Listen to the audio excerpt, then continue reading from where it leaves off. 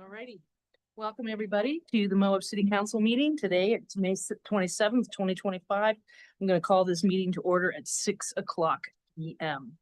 And we'll have our birthday boy, Jason, lead us in the got you off the hook.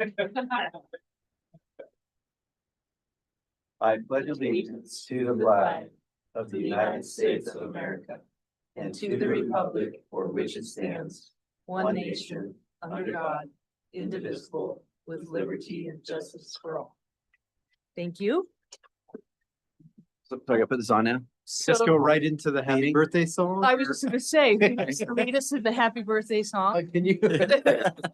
I can. I think I know this one. Happy birthday to you. Happy birthday to you. Happy birthday, dear Jason. Happy birthday to you. And many more on channel. Look at the songs in the public domain now. Yeah, right. Yeah, we'd be in trouble. Well, thanks, everybody. You're welcome. We won't ask you how old you are. We know you're old. Okay, I know. Okay, we called the meeting to order. We had the Pledge of Allegiance and the birthday song. And now we will move on to public comments. Anybody in the public that would like to make a comment? Seeing none, we will move on to the strategic plan workshop. Alexi is going to lead this discussion today. Mike will chime in when we need him. I hope you've all had a chance to review the document. I had Alexi send it out to you a way outside of the agenda, just to give you a chance to really look at it closely. And I think Alexi did a fabulous job on the document. I want our focus tonight, though, to be on the goals and the actions steps that we're going to take. So we won't spend a whole lot of time on the narrative, things that we've already talked about, but let's just move right into discussing each goal and the actions that we all have agreed to be a part of that. And if there's, feel free to interrupt, make comment, do whatever you want to add, subtract, whatever you feel you need to do for those action steps. And are you referring specifically to the actionable items in the priorities or in the goal section below that? It's I think we wanted to focus mainly on the five. The priorities. Okay. And go over whatever you want. Got it. Okay. there. Thanks, Michael. Okay. Here we go. I think I just got in the meeting. No, it just timed out. I'll try that again.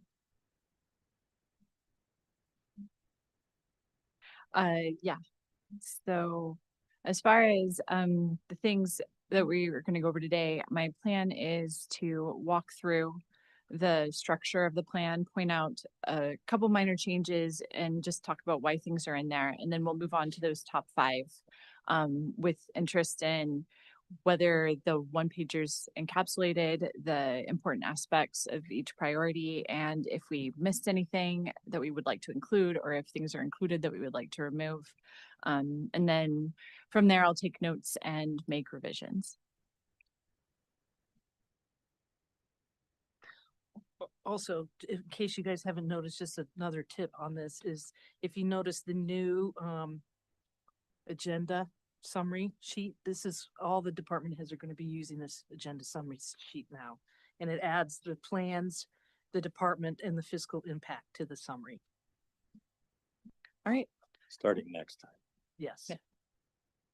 Yeah. Okay, so going through here, there's a slight change to the table of contents, but overall this gives us the basic outline of what's in here, from kind of an introduction through the top priorities, and then picking up the rest of the goals that are still in the plan broken into objectives, and then the appendix, which has the summary of everything that we've gone through in that spreadsheet. So we started with outlining leadership to give people who are reading the plan an idea of the input that was brought to, or the input and of the council and the staff and the people who've contributed to this plan. The introduction lays out what the strategic plan is intended to be, the 1 or 2 year short-term goals that are fed by the general plan and the other plans that we've done, and the Moab Tomorrow Together process, all of those things going in, and then trying to show that this is the short-term little piece of that we're working on right now, and emphasizing the flexibility that was intended by adopting the visioning, and how that would play out into a short-term plan. Then summarizing some of the changes that we made, and also a lot of the plans that we have done so far since the general plan. I did add in here the affordable housing plan. Before we have the final draft, we'll go through and make sure that everything that we have so far is in this table between the general plan and the present. Okay, then we go through to try to outline why things are in this plan, what made something a priority. So it just giving some criteria. And then we'll get to the top priorities here. So we have the big 5 and 1-pagers.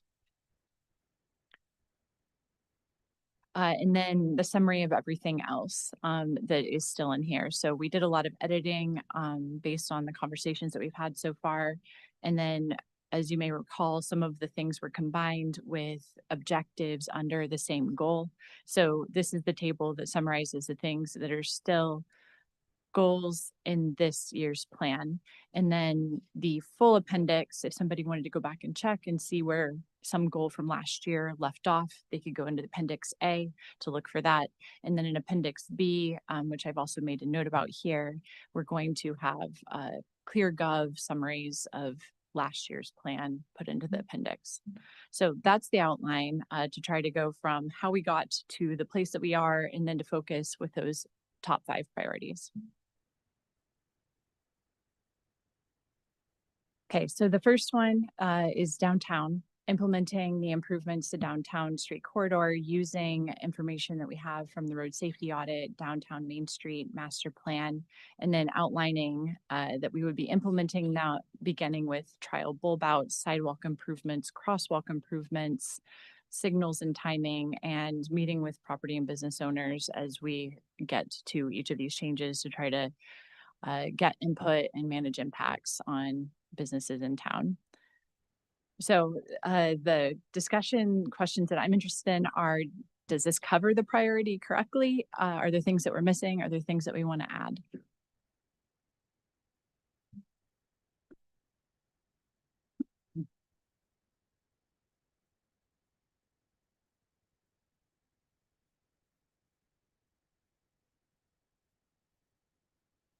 It sounds like, Oh. it's like Good? everybody's We good? thinking.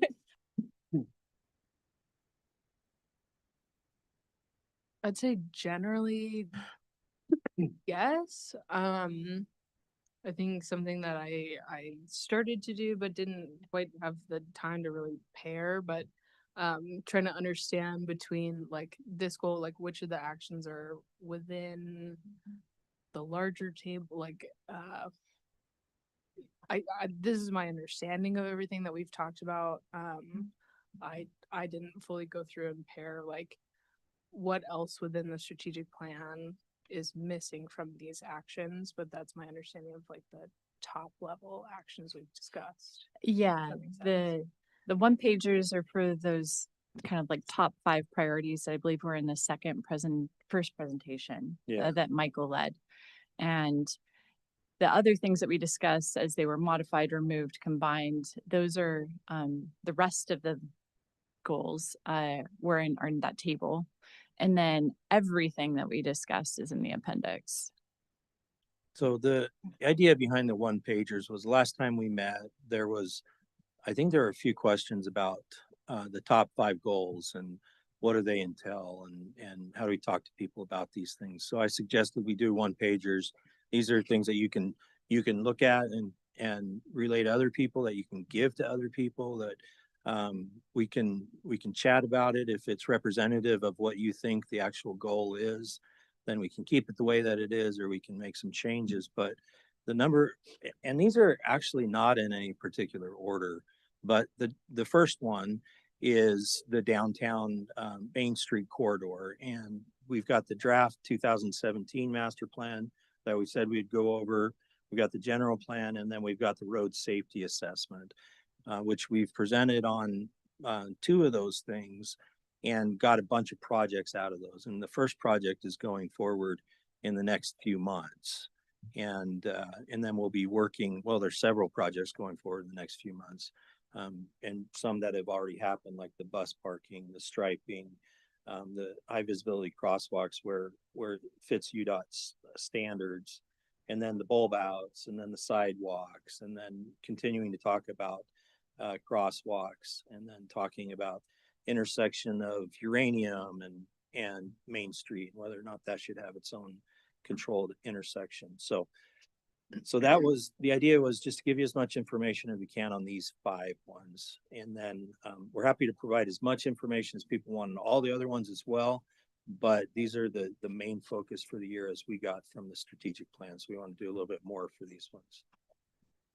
So all that being said, I think that this captures that priority very well. I mean, I think that all the actionable items are very clearly laid out, and the path forward is clear. Should we put on here that these are not prioritized, or do you want to prioritize the top 5 and like rank them? It's hard not to look at this and not see them laid out Right. that way. It's difficult for me to. I would certainly be willing to go through that process right now. Why don't we go ahead and go through the top 5, and then Okay. if you guys want to rearrange the ranking of them, we could do that. Sure. At the Yeah. end. Does that sound good to everyone? Yeah, we can reorder those. The reason we kept numbers, even though it's not the prioritization order, was just so you could match up the list summary with the specific goal, and bullets wouldn't have let us do that, but we can reorder them Mhm. according to council preference. Yeah, and thinking about that, is there a benefit to these 5 being ordered? I mean, or is it better to just have, like, now I'm second guessing what I just said, So because maybe just, I mean, from an administrative standpoint and talking about resources, there is a benefit to doing that, because then we know where you want the resources to go first. Okay. But if we had 20 of these, it would be way more important. that's my point. But all 5 of these, I could see all 5 of these being worked on all at the same time and having the resources to do all 5 of these. 2 of them are really closely connected anyways. There's a lot of overlap. Yeah. So maybe we can talk about that as we go through, and then where the overlap is and whether or not, we're going to be able to work on all 5 of these at the same time. Well, yeah, and I kind of think I guess the one, meet with property and business owners. Like what the goal of that is, is the goal to meet with them and be like, hey, what would you like to see outside your doors? Is that kind of what the thought process is on that? Because I think to me, some of this stuff could be going simultaneously, like it'd be good to meet with property business owners and get an idea of what they want as far as sidewalks, stuff like, so it might be good to do that first, or something. Yeah. Can I answer that how I interpreted that? No. It's your birthday, so I won't. I think that's a really important part, in addition to this, because I think for all of these, as we're implementing them, that we need to have a constant dialogue with business owners and constantly being reaching out. And so I really appreciated that one in there Yeah, and so the actions we wouldn't want to prioritize those ones because they would all be happening at the same time. But if you wanted to maybe make a notation that says continuously meet with property and business owners. Right. That might be a good thing to add, so that Yeah. it's clear, it's not just a bullet point item, it's an ongoing thing. And the goal of it is exactly what you said, Jason, and then I would add to that keeping them informed of what is going on, what the plans have said, the things that we have underway, the tests and the trial things that we're going to be doing in the near future, and just making sure they understand what the impacts are to the downtown, and keeping them informed. I guess the only other, looking at the table two, the only major things related to downtown that are in that list that aren't in here is evaluate downtown parking requirements and evaluating existing commercial zones and flex zones feel specific to downtown. Yeah, and those were left out because we were talking about doing the things that we can get accomplished this year in the physical changes to Main Street, focusing on the RSA, the road safety assessment, and getting capital projects moving forward, with the understanding that the policy, I guess the policy making and the ordinances that need to be amended, plus the general plan, would be something that's happening during the general plan instead of during this actual goal accomplishment. This one's more about physical changes to Main Street. And parking, you might say, well, parking is a physical change to Main Street. Well, parking is going to take a lot of talking. Right. Because with every town like this, every town everywhere, parking is a major issue in the downtown. And if you read the 2017 draft downtown master plan, it was a major issue in that plan as well. So not something that we do think we could accomplish in this next year.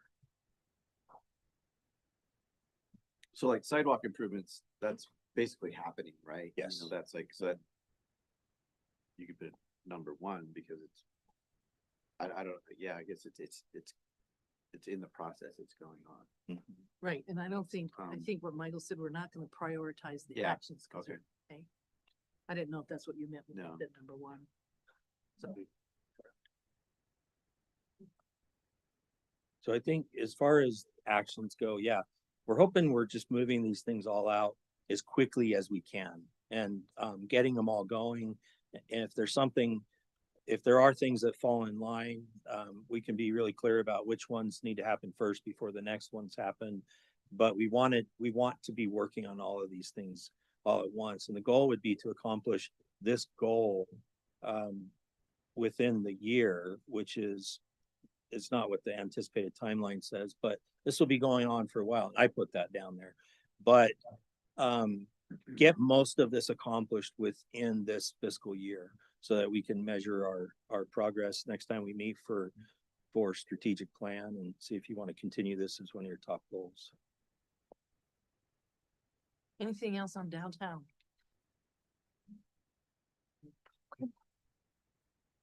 And then, go ahead. To Caitlin's point, and I think Michael, she was referring to the parking requirements, not parking in general, with businesses and businesses wanting to upgrade their properties and doing other things. And that is something that we've heard as a need. So I'm just curious, like how the things that don't make these 5 priorities as their top actionable items, how will they be just checked in on and to make sure that they're continuing forward? Because that is one that can be happening in the. Yeah, I mean, I anticipate that the things that on table two, there's still priorities in our strategic plan and people will still be working on them, but the idea of having top 5 is more or less if we're strapped for time or if something, when we have to choose between projects, the top 5 are the ones that we're going to choose. Okay. But not that the work on the others would stop or that it would not be done. They're still included in the plan because there's still things that we are planning on working on. Okay. And that, as far as parking requirements for private businesses, that actually is happening with the zone Yeah, change that's what I that we're thought, doing yeah. now. So that's something that is a little less intensive than what I was talking about. So it could actually be moving forward with the code amendments, Okay, great. or very soon after. There's going to be a series of code amendments. So be part of that. Thank you. Walnut Lane? So on Walnut Lane, we were, I was thinking we're gonna skip this one for now because there's just a few things that we're still talking about. It's still a priority, obviously, nothing that we're talking about will change that, but in order to write this up, we still have a couple of discussions to have. And the plan is to have, and we will talk as a group, once we come up with those ideas, so that there's input from the council, but then at the final draft, when you guys approve it, it'll be in here.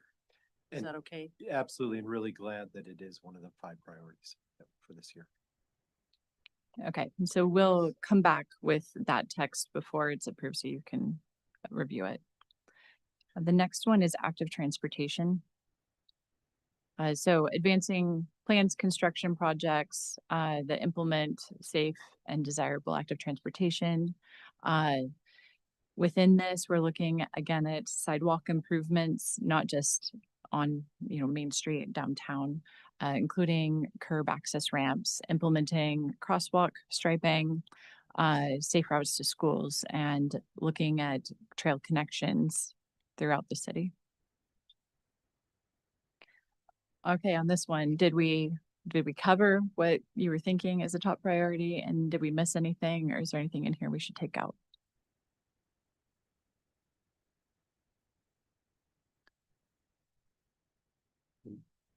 I still have the same comments on this one. I still have a concern that the plans for striping doesn't go far enough to say whatever, regular, consistent striping. I really want that to be developed as something that it's like on a 2-year increment, or something that happens before the first day of school every year, and then also I'd love to, just for my own mind, to if explore options to extend, connect, and restore trails, because I think that the connection is really the important word for me there. Okay.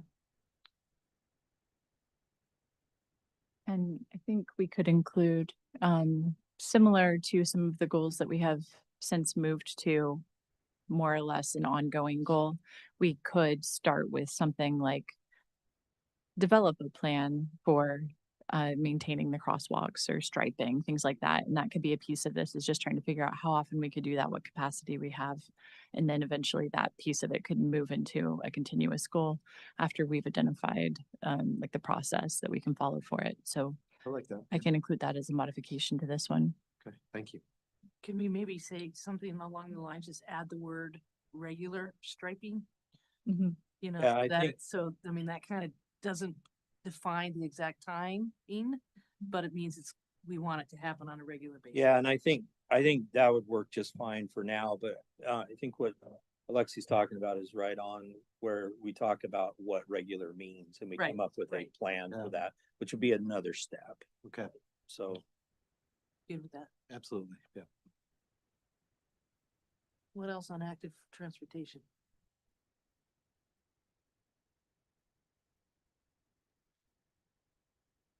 I guess one of my questions that I think will be a priority for future years, but the mat, like starting Oh. to Oh, yeah.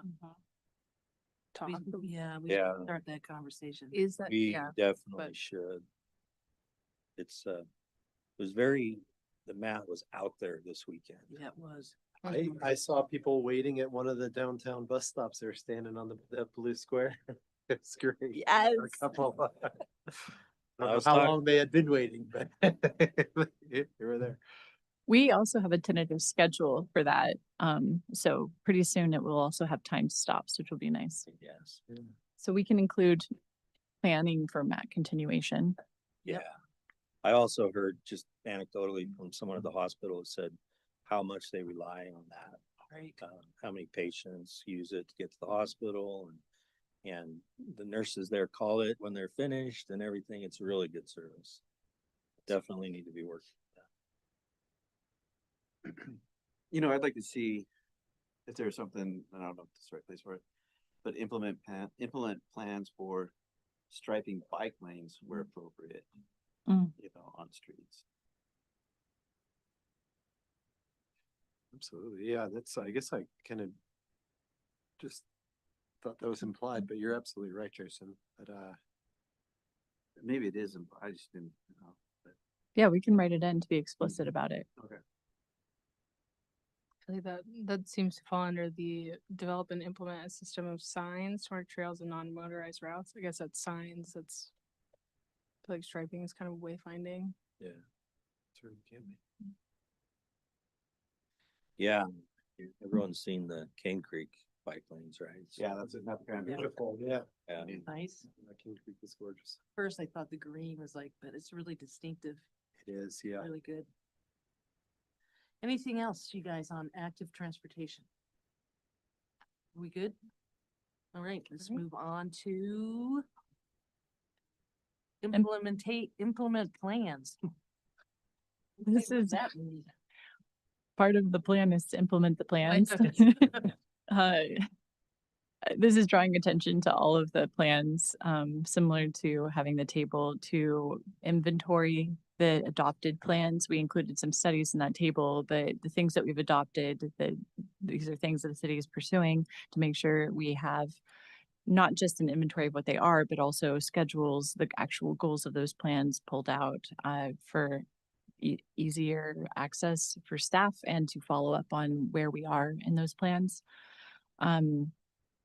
So this is a plan to make sure that we're using the plans that we already have. Are there, yeah. Do you wanna- Yeah, so those plans all have priorities within them for projects as well. And I don't know if you were surprised by the list that Alexi put in here of all the plans that we have, but we want to expand that even further to say when it's going to be reviewed, when it needs to be updated, and when I say when it needs to be reviewed, scheduling reviews with the city council, just updates on the plans and really making sure that we're keeping those in the forefront so that we are, because I think we've told you before, oh, well, we don't need this as a goal because it's already a master plan. And it's probably hard to take that at face value when you don't hear about the master plans very often. You want to see the goals would be in something like this, but if we're presenting master plans more often, we're showing to you they're more public, then I think there'll be more confidence in using the prioritizations within those as well for priorities, for major priorities within the city. It's amazing. We didn't do any planning last year. Well, Except So- for the and- strategic plan. And we talked about this the last time we discussed this strategic plan, but our general plan is almost 10 years old now. Yeah. Yeah, And so all these little master plans, a lot of which have happened in the last 3 or 4 years. Because of the public engagement process, they are the best sort of representation of what the direction the community would like this city to be going. And so I love that you took the conversation that we had at the last meeting and incorporated in like this into one of the priorities. yeah, and then just one more thing, and then working with the budget so much recently, and like, let's just take the sewer fund, for instance. It has a fund balance because there was a bond that was issued. Well, how that money that's in the fund balance translates to the community is the wastewater sewer master plan and the projects that need to be done in there. So when we're looking at the budget, having an understanding of what that fund balance, which is something we'll talk about a lot, how that fund balance is going to enact these plans or these projects that are in the plan, and do we need more? Do we have enough? How far is this going to go? Do we have the right prioritization and all that kind of stuff? So we'll be coming up with a system for all of this. Do we want to talk about the general plan and its update? Should that be in here, or is that not a? Well, I think, do we list the exact ones? Like, so the general plan needs to be done. Yeah, it does. Just the informal schedule for that was, and this is backwards, but we were going to work on getting all of the code amendments that needed to be done per state statute out the door, get those finished, and then start working on the general plan. And that was kind of the informal timeline. And it is a little bit backwards, but if it wasn't for all of the changes to state statute, state code, we would have done it the other way. We needed to do it this way. So. and I think in a strategic plan before you guys were on board, we talked about that zone title amendment being a priority. And so that's moving forward now. It's a little slower than we anticipated, but I think that makes sense. Okay. But we will have a chart soon that expands what Alexi has in here that says when it'll come up for review, when we're going to be talking about starting it. You know, it's kind of like each one of those is its own goal. It'll have a, you know, what do we need to do? When do we need to do it? How are we going to do it? You know, when will we know it's done? All that kind of stuff. Any other discussion on this one?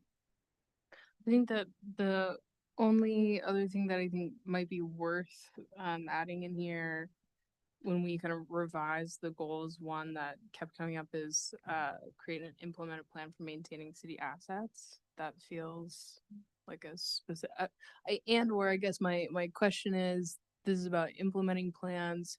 Should we be specifying just the stormwater management plan, and or like what kind of, if we're gonna list that plan, should we also be listing other ones, or do we just keep Yeah. it more general? I think maybe we should make it more general. I think we listed that one because we know that one is coming up and has to be done. It's not, we don't have one I don't think we have an updated one at least, right?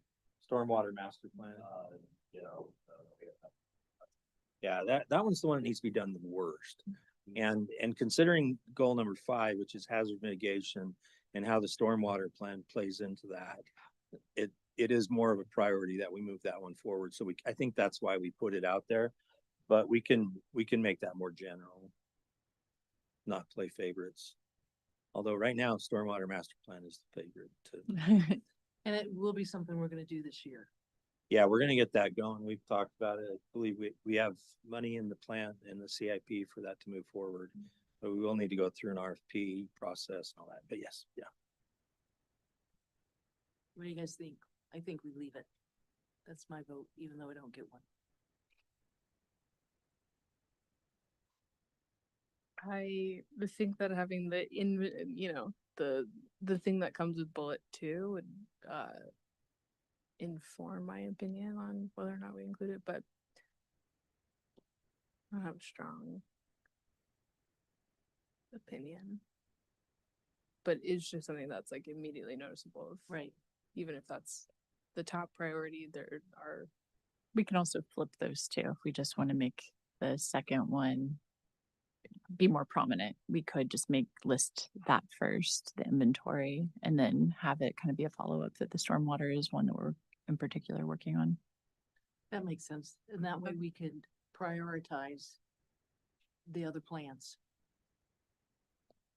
I like that. Then the other big thing with this one that maybe we should just list as an action is, and I think Alexi talked about it to begin with, but saying just overtly, we need to implement the plans that we've created. And I think this says that if you read the whole thing, but maybe say that really overtly. This is about moving forward and making improvements to the community's infrastructure, which it says, but we can maybe restate that in those bullets to make it really clear. Yeah, it does. Yeah.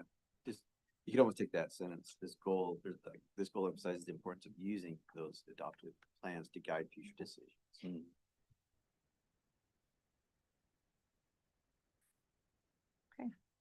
Anything else? All right, we'll go on to the 5th one, hazard mitigation.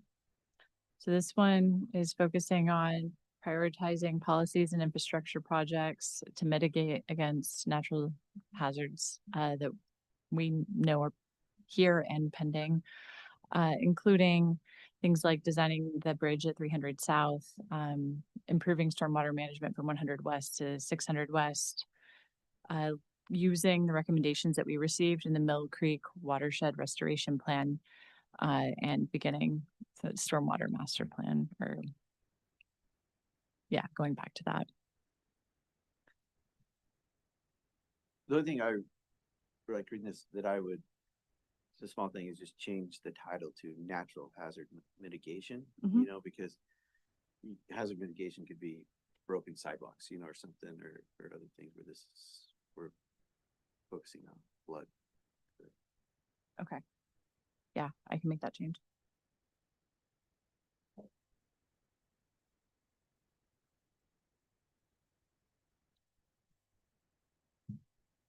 Yeah, I guess in some ways, going back to the last one, since stormwater master plan is also a focus of this one, do we need to repeat it twice? It's really our favorite. So clear. So that should be number one. Which one's number one? Yeah, and I think it's in there again because of the relationship with natural hazard mitigation. But I would, if you're gonna mention it in one, I'd mention it in this one. Because we can't do this without that, Exactly, yeah. I mean, it's a big part of it. right? I mean, we can do all kinds of improvements to creeks and stuff like that, but we need to be looking at if the rain falls on impermeable surfaces over town, like we saw once last year, it's gonna fill up the roads and the roads are gonna drain to the storm drains. And we want to make sure that we're doing what we can to keep our system as healthy as possible. Probably can't accommodate every possible rain flow within our storm drain system, but we can look at where our weak points are, what our opportunities are, and try and make it as good as we can. Isn't the stormwater master plan going to dictate the following about everything else that's in that list above it? Because it's like evaluate and plan for improved stormwater management from 100 west to 600 west. Would that be part? Is that going to be, we're going to be told what to do because of the stormwater master plan? Yes. Like it almost seems like If we had a project like the grant we were looking for, which I don't think we're gonna even get for the, oh, never mind. That's a different thing. I was thinking about Fork North. Mhm. It's totally different.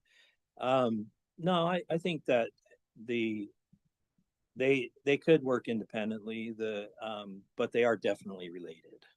They're definitely related, but I don't think we need to wait for the stormwater management plan to finish or keep working on the 100 west to 600 west on Mill Creek. That's what that means. Just for anybody who's listening, that's the Mill Creek, I think, that we're talking about there. And we have things coming up really soon here. Mark and his team are working, which, by the way, Mark is our city engineer. He's Where's his crown? Mark just passed his PE, and when I'm referring to Mark, just think I'm referring to the city engineer. So our city engineer is working to move that project forward soon, and I wouldn't want it to wait for the stormwater management plan to be finished. Yeah, the stormwater management plan is gonna be much broader, as you all know.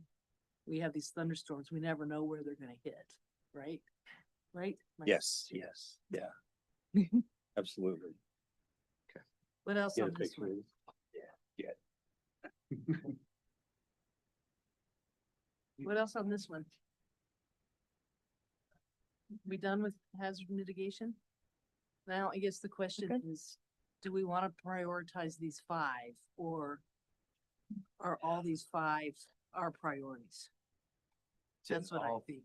5 have priorities within that, though. Yeah, They're all number one. Great scope. They're just listed out. And 5, 6. we can work on all 5 of these at the same time. There might be a different priority one week. We're doing one thing one week, another thing another week, but throughout the year, all of them can be moving forward. And we could probably write a little paragraph in here that explains that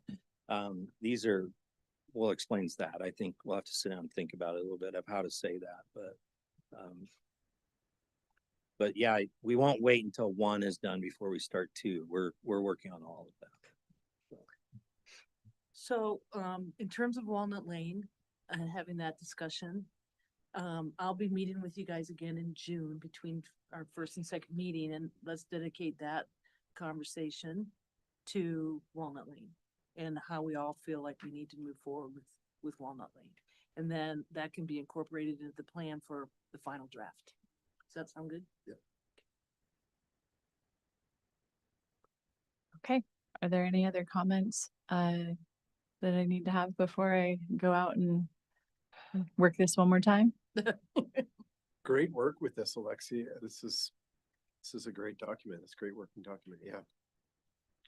You know, and I just need to give a shout out to Lexi because we hear so much, or there's a lot of feedback about sustainability.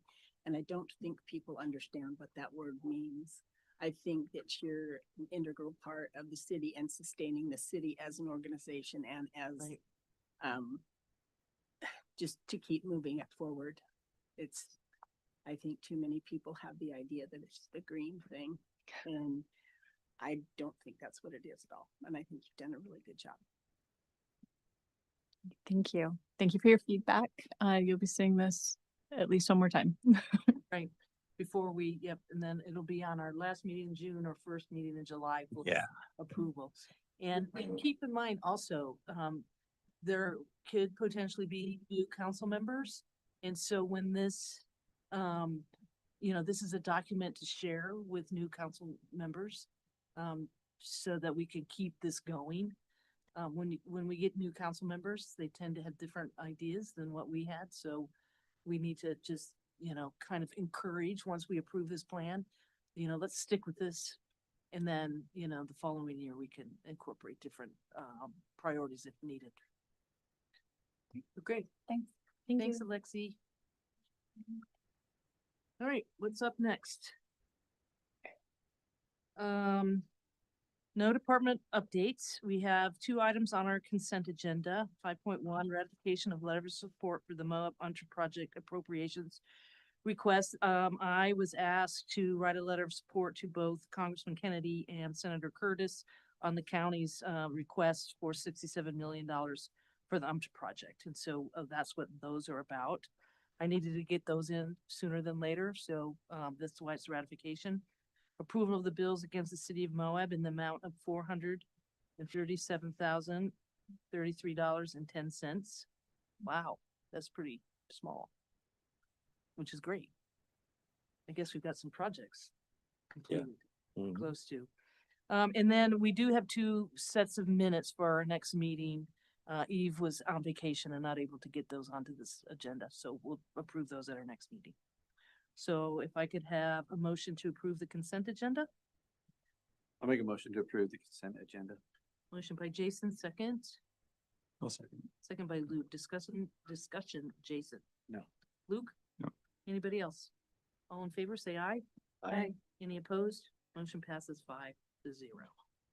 All right, next we have a couple of items here that are corrective items. These are just an attachment to the ordinance adopting the pay plan schedule is the first item. The second item is an ordinance, correction of the attachment to ordinance 2025-06. And you guys approved those ordinance at our last meeting. This meeting is just approving the attachments that have been corrected.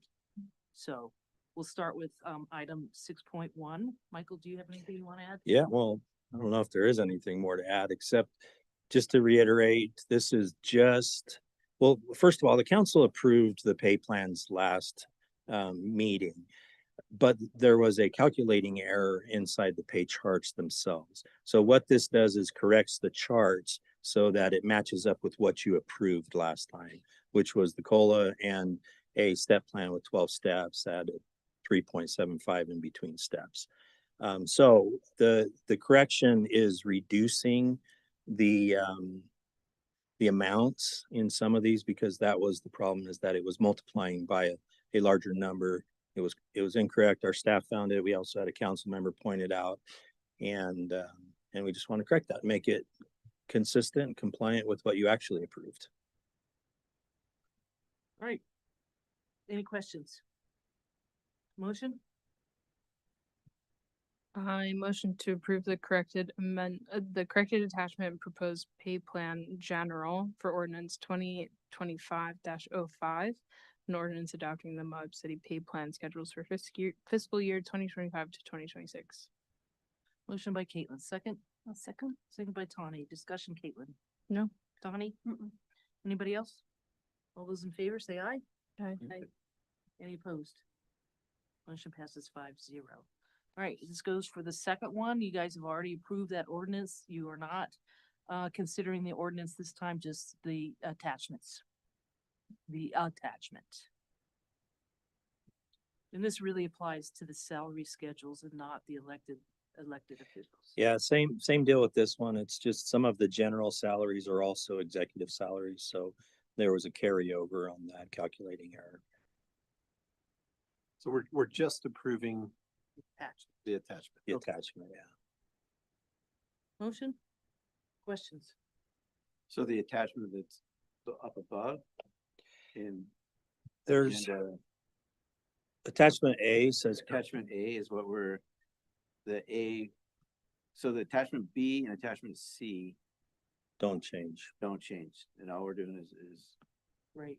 A. Yeah, if it doesn't say corrected on it, then it's not being updated.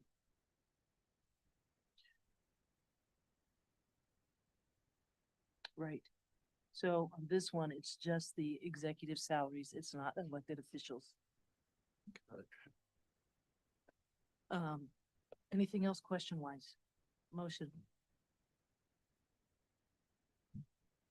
I'll move to approve the corrected attachment executive salary ranges for ordinance 2025-06. An ordinance adopting the city of Moab salary schedules for elected and executive officials for fiscal year 2025 to 2026. Motion by Luke, second. A second. Second by Caitlin. Discussion, Luke. Nope. Caitlin? No. Anybody else? All those in favor say aye. Aye. Any opposed? Motion passes 5-0. All right, moving on. Our city engineer is going to present this. This is the, And assistant city. and the assistant city engineer. Our engineers are going to present consideration of a contract award to Kilgore Companies, DBA LeGrand Johnson, in the amount of $2,539,055.50 for the 100 East Roadway Improvement Project.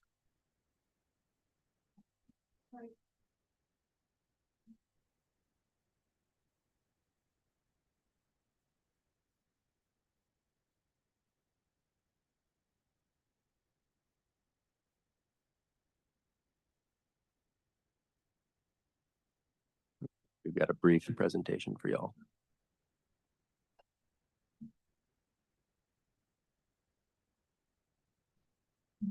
Okay, so we figured we'd do just a real quick overview of the project. Since I think we haven't brought this to you before, Thanks. Oh yeah, you're right.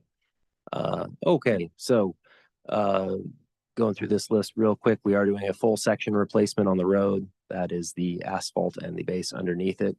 We'll actually go through later and did you include the sections on the plans? And we'll see those sections actually. We're doing curb and gutter replacement along much of this. There's some exceptions to that. There's some bits that we're leaving that were just existing in good shape. We're replacing sidewalks. One of those sidewalks is turning into a shared use path that is on the east side of 100 East and on the north side of Uranium. We're replacing an aging, undersized line in 100 East, a water line with a new 8-inch line. We are putting in crosswalks. The crosswalks were sort of already there. One of them came and went over the years. We are making improvements to those crosswalks, however, with bulb outs. We're installing one drinking water fountain, along with several street lights. And we're putting bioretention in. We don't really have a lot of storm drainage issue on the street, so we don't really have any significant infrastructure out there, but we thought, since we're maintaining the park strip in a few places, we would just go ahead and cut the curb and allow the local flows to get in there and infiltrate. They don't tie into anything else, but, and if they overflow, they'll just kind of continue along the gutter. So it's just a little bonus. They won't really take a terrific amount of water, though. We don't anticipate they will. We are keeping a significant amount of the parallel parking, not all of it, however, some of it is going away.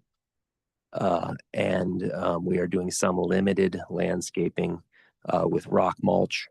And there's a little bit more nuance to what's happening with the trees that I'll describe in a little bit when we get to the plans.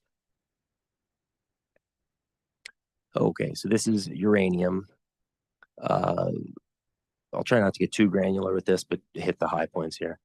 We're replacing ramps on the main street there. We're going to be doing a little bit of correction where gearheads and gravity houses right there. There's kind of a funny spot that we wanted to fix while we were in there. There's going to be lighting along that north side of the street there with the over the shared use path. The trees by the gas station turned out to be somewhat of an issue. There is one that we are pretty much certain is going to have to go away. It's the one that's furthest to the east to the driveway there. So furthest from the gas station. And we're kind of circling it right there. That one's currently heaving the sidewalk. It's just a little too far gone. We don't think we're going to be able to save that one. The other ones, however, to the west of that, we will have an arborist on site to advise us. We don't really know exactly where the roots are and what we're going to need to cut until we get down in there, hence the arborist. And we're going to see what we can accomplish. We're going to have to rip out the existing sidewalk, go down with base.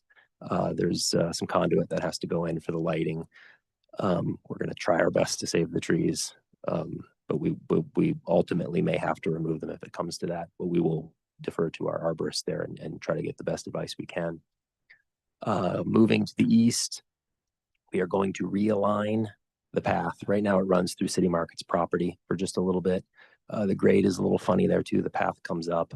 We're going to pull that back down into our right of way. So that shared use path will just come continuously through there and proceed to the crosswalk there on 100 East that you can see right at the edge of the drawing. And now we're kind of flipped, right? So now north is right. So there is a bulb out right there. That is a narrowed intersection. We anticipate that City Market trucks will still have to make that turn. So we did make that bulb out mountable. And so it gives the trucks a little bit more room. On some of the days they may cut across the southbound lane there. And on some of the days they might have to swipe the intersection a little bit. It is a stop controlled intersection. So they shouldn't be going through there at terrific speed. And then most of the time, other vehicles, smaller vehicles, will have that bulb out to assist with pedestrian crossings. We are keeping quite a lot of the parallel parking over there, but as you can see, it's been chopped up a little bit. There are 4 spaces in each of those larger bays going along there with a light on a kind of small little island bulb out off of the curb. That is primarily, we're putting it there for the path. We did not want to put those lights in the path, however, because we had limited space for the path and we couldn't really make it wider and we didn't want to infringe upon it and make it narrower quite so many times. We can neck it down in places, but we didn't want to do it at every single light. So we moved it out into the parking spaces. We got feedback from City Market. We were originally going to get rid of actually all of the parallel parking on the west side there. But in talking to City Market, they do actually take deliveries through that side door with their smaller trucks. So that is parallel parking and deliveries for City Market along that west side there. And RV parking if it's been. And yeah, if there's nobody already there, certainly an RV could try to shimmy in. This is also the water line starts on the far south end there and continues to the north where we'll tie it back in at 3rd South. Do you know what the distance was in the spaces between like the street lights, between street light and street light? I kind of did some quick math and I thought it was like around 88 feet or something. Okay, it should be something like about 90 feet from kind of the edge of that flare, give or take. And that's just the ones that are south of here. This one that we're looking at right here is 1, 2, 3, 4, 5 stalls. Yeah. So it's a little over 100 feet on that one. So, Yeah. and the one across the street for the semi trucks, if that one's over 100 feet as well. So there are definitely still options here for larger vehicles to be able to pull in. Yeah. So we don't think that there's any need to to change things up as far as that goes. And that we did kind of go back and forth at one point during design, do we want to put the lights out, and admittedly putting the lights in those little bulb outs causes other issues too. It just makes it a little harder to clean the street and things like that. And so we kind of went back and forth, and ultimately we prioritized the path. That was the sort of preferred alignment to keep open. So there's this moving on for a little further north. Well, actually, no, sorry. Let me backtrack a little bit there. It's split between the two drawings, but the driveway for City Market's back entrance there, that has not been ADA compliant. So that was a big thing that we wanted to fix. So we're rebuilding that driveway crossing to make that ADA compliant. So you can see on this drawing that it starts to jog back like that. So that's what that's accomplishing. Then going north to the right, we are refreshing this crosswalk. Didar tells me that it has come and gone over the years. It's been striped some of the time and not others. So we are going to stripe that with a high vis crossing. That's what style those diagonals are there. And there is a small bulb out there on the east side. And then going, further north, if we are still staying on the east side there, this was one of the trickier parts of the project that I think we came to a good solution for. We consulted with an arborist early on about the trees that are along that east side by the dog park. And what we were told at that time was that there was one tree that was not long for this world. You go out there and you can see that it has kind of a big wound in the side. So we were advised that that tree was probably not worth saving, that it was too far gone. And then the flip side of that was that we wanted to attempt to maintain some parking at this location. So sort of trying to see the silver lining in losing the tree, not that I'm looking for reasons to get rid of trees. We decided that, okay, we'll remove that one tree and we'll maximize the parking between the other trees. And so the way that this is going to work is that in-cut area for the parallel parking that you can see there sort of maximizes the space where that one tree will be removed. The other trees are right at the ends at those tapers. And we're going to sort of compromise a little bit between that park strip and that taper. Is going to take one side of the tree. The path will be partially a tree grate at that part. Because what happens is we can't really predict what the trees will do later in terms of the roots. It'll prevent us also from having to dig deeper. And that grate can be adjusted later if necessary. So we think we've kind of split the difference there, and we've tried to get the best of all worlds in preserving all the other trees. If we jump to the west side, we've also maintained some of the parallel parking for the genealogy clinic over there. I think that's about 2 or 3 spots. I actually can't remember off the top of my head. And there are some private property impacts over on that side as well, where we're going to be having to actually reclaim some of our right of way from some improvements that we're infringing. That wouldn't be private property impacts, right? Because we're not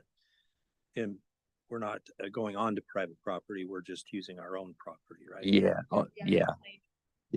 We'll have to go on their property just to fix the issues. I should have been a little bit. But more no explicit. permanent. No.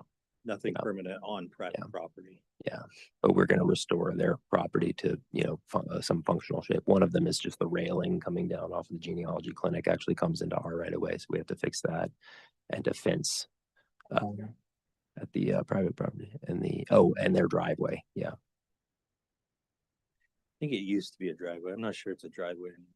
It's very short. Yeah, I don't think it fits the criteria. Yeah, you can't actually fit a whole car in there without spilling over onto the sidewalk. And I did forget to mention, down by the City Market loading dock, we're doing some similar things where we're going back to our right of way, and that affects them, and we've been working with them about that. Water fountain. Oh, and yeah. This is this sort of amenity that we end up with because we have good people like Didar who notice the the nice things in life.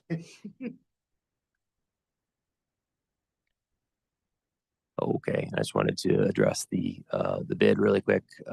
We have been on an accelerated schedule for this whole project from the beginning. We did stakeholder outreach and design, and we got through all that pretty quickly, and then our bid was also fairly rapid. So I wanted to go over that schedule really quick. We advertised on April 29th. Bids were due a little over 2 weeks later, May 15th, and now we are here in council before you on May 27th. Let's go to the next one. Yeah. This, oh yeah, we wanted to show you this. We've done something a little creative here that I hope will help with construction times.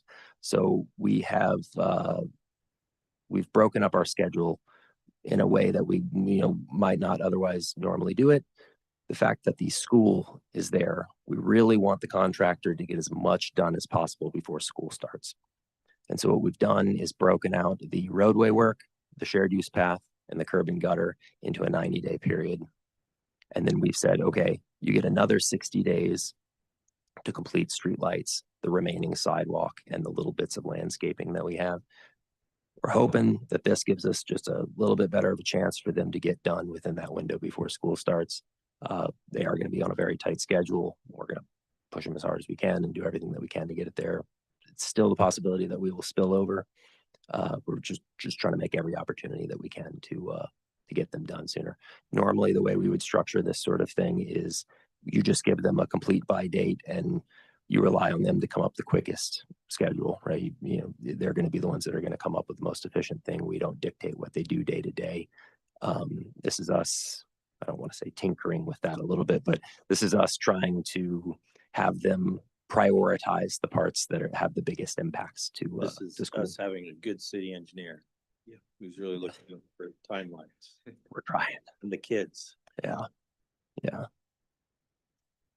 Okay, and then we've got the bid tab here. Just a few items on here. We can look at any of these individually if we need to, but the big items that I wanted to cover are when we put this together, we actually flipped two of the items. So I just wanted to correct if you were looking at those. Temporary controls and pedestrian traffic controls, the label simply got flipped there. So this is a correction to that.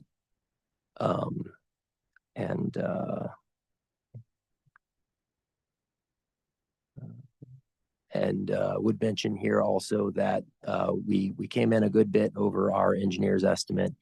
We are still within our budgeted amount, however. And just to explain that, we budget more than our engineer's estimate because of all of the bids that we've received the last few years. They've come in quite a bit more. Yeah. But we were able to get this one about $200,000 under our budgeted amount. Yep. Yeah. So that's good news. Make sure I'm not forgetting. Did I cover the trees? I think I covered the trees all the way. But if they do to be replaced, or if they have to be removed, will we replace them? Thank you. That is exactly what I needed to do. What we have planned is there was a few different ways we could have done that. We could have put a contingency item in there for trees or something like that. We decided that we would just handle that as a change order. So if that does happen, we'll simply have to change order the project for it to add trees back. We have a bid item for the tree, so we know how much it will cost. Yeah, but we don't have irrigation in there, I think is the one Yeah, item that was missing. Yeah. Yeah. So there will be a change order associated with putting the trees back. That will be a slight increase on this cost. Or not. Or not. Hopefully not. Oh, excellent point. We're gonna hopefully make it so that we keep it. Yes, it depends on the trees. Yeah. Thank Depends you. on the scalpel. Yeah. Questions? Yeah, so when you said two things were flip-flopped, traffic control and temporary controls? Yeah, and those were bid correctly, but when our consultant went and made that bid tab, they got them turned around. You want to actually? Yeah. And apologies, we just caught that one today, so we kind of got that last minute in.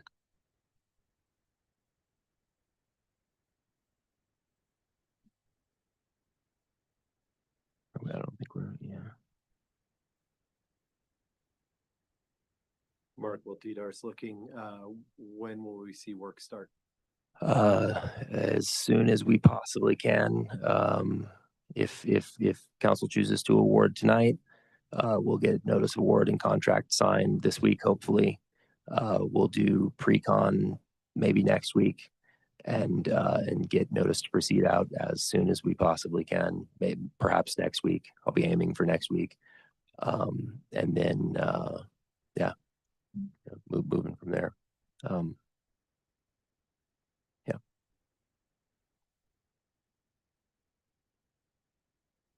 So will 100 East be and Uranium be closed during construction? Do you know how that's gonna work? Yeah, oh, excellent, excellent question. I could address traffic control. So we are allowing them to shut down the road during periods that they're constructing in the road, with the caveat that we have specific requirements for them keeping accesses open. So there are specific requirements in there for when school is out of session, how many accesses they need to keep open. Yeah. And then while school is in session, yeah. So it gets even more restrictive, then hopefully that encourages them to finish sooner. And So yeah. we have been with school district and they are aware of it and they are very happy with what we're doing. So yeah, we have been talking with them very often. So And I'll add to that also that City Market, we've also talked to them extensively about maintaining access. It will be difficult. That will be an ongoing challenge over the course of the project, just depending on what's getting worked on. And when we go to replace that driveway, that's going to be the really tricky one, I think, because it's not significantly wider than it absolutely has to be. So it's going to be hard to go in there and pour that concrete and keep it open. So we've talked about a lot of ideas. Ultimately, we're going to have to work something out with them, whether that's trying to maneuver trucks through the parking lot during some shorter period, just when that driveway is happening. But yeah, that is, I will be upfront with that it's going to be an issue keeping those trucks access. And there will be other just shorter term, like for the Gravity House, they have a single driveway on Uranium. At some point that will need to be closed when they go in to do paving. They have another driveway on Main Street. So we'll be coordinating all that stuff. The contractor will be coordinating all that stuff with the property owners there. But at this point, we're looking at 90 days disruption as opposed to a year and a half. Yeah. And this is a very fast schedule, so we're shooting for it. So for all intents and purposes, residents should expect to enter City Market on Main Street or Grand Avenue. or Yeah. But yeah, the general message there is going to be, please don't go into 100 East or Uranium for the next 150 days. But when it's done, it's gonna be so great. Oh yeah, go. We have a good example of that. Perhaps we could have Lisa, when we start, put some social media stuff out there Definitely. so that people know that. Yeah, can I bring up one thing? Mark, did you mention the utility improvements that we're doing for this project? Water line. Water, yeah. We're doing water. Okay, you did Yeah. mention it. Okay, So is that coming out of a different fund? it is. Enterprise fund. Yes. But to that point, this is our first major infrastructure project that is being funded By by tax. property tax. Yep. Will this be paid by property tax? It does not have to be bonded. It does not have to be bonded. This will be paid by fund balance that is there because of the property tax. Perfect. Okay. Did we ever get that, the costs open? Yeah, Yeah, if everyone still wants to look at that, we'll open that up.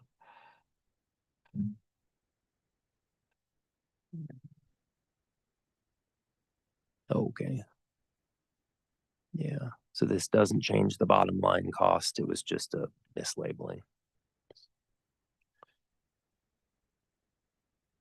Because What are we looking at? I don't know. Traffic control.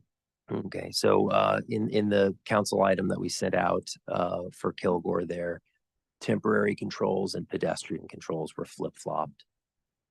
So, yeah, there we go, yeah. Yeah, I feel like the overage is still significant. it is. flip-flopped. Yeah, it's the bottom line number is still exactly the same. So that this is maybe more just a sort of a minor, I don't want to say minor error, but a, you know, not related to the overage so much.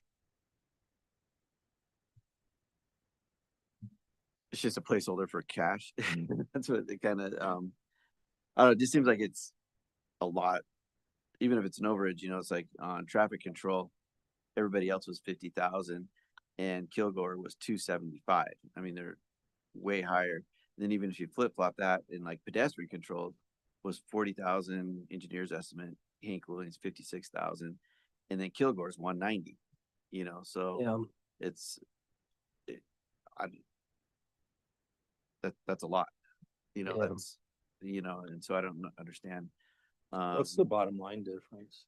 Well, the bottom line difference is still like, even if those guys would have come in similar to 56,000, you know,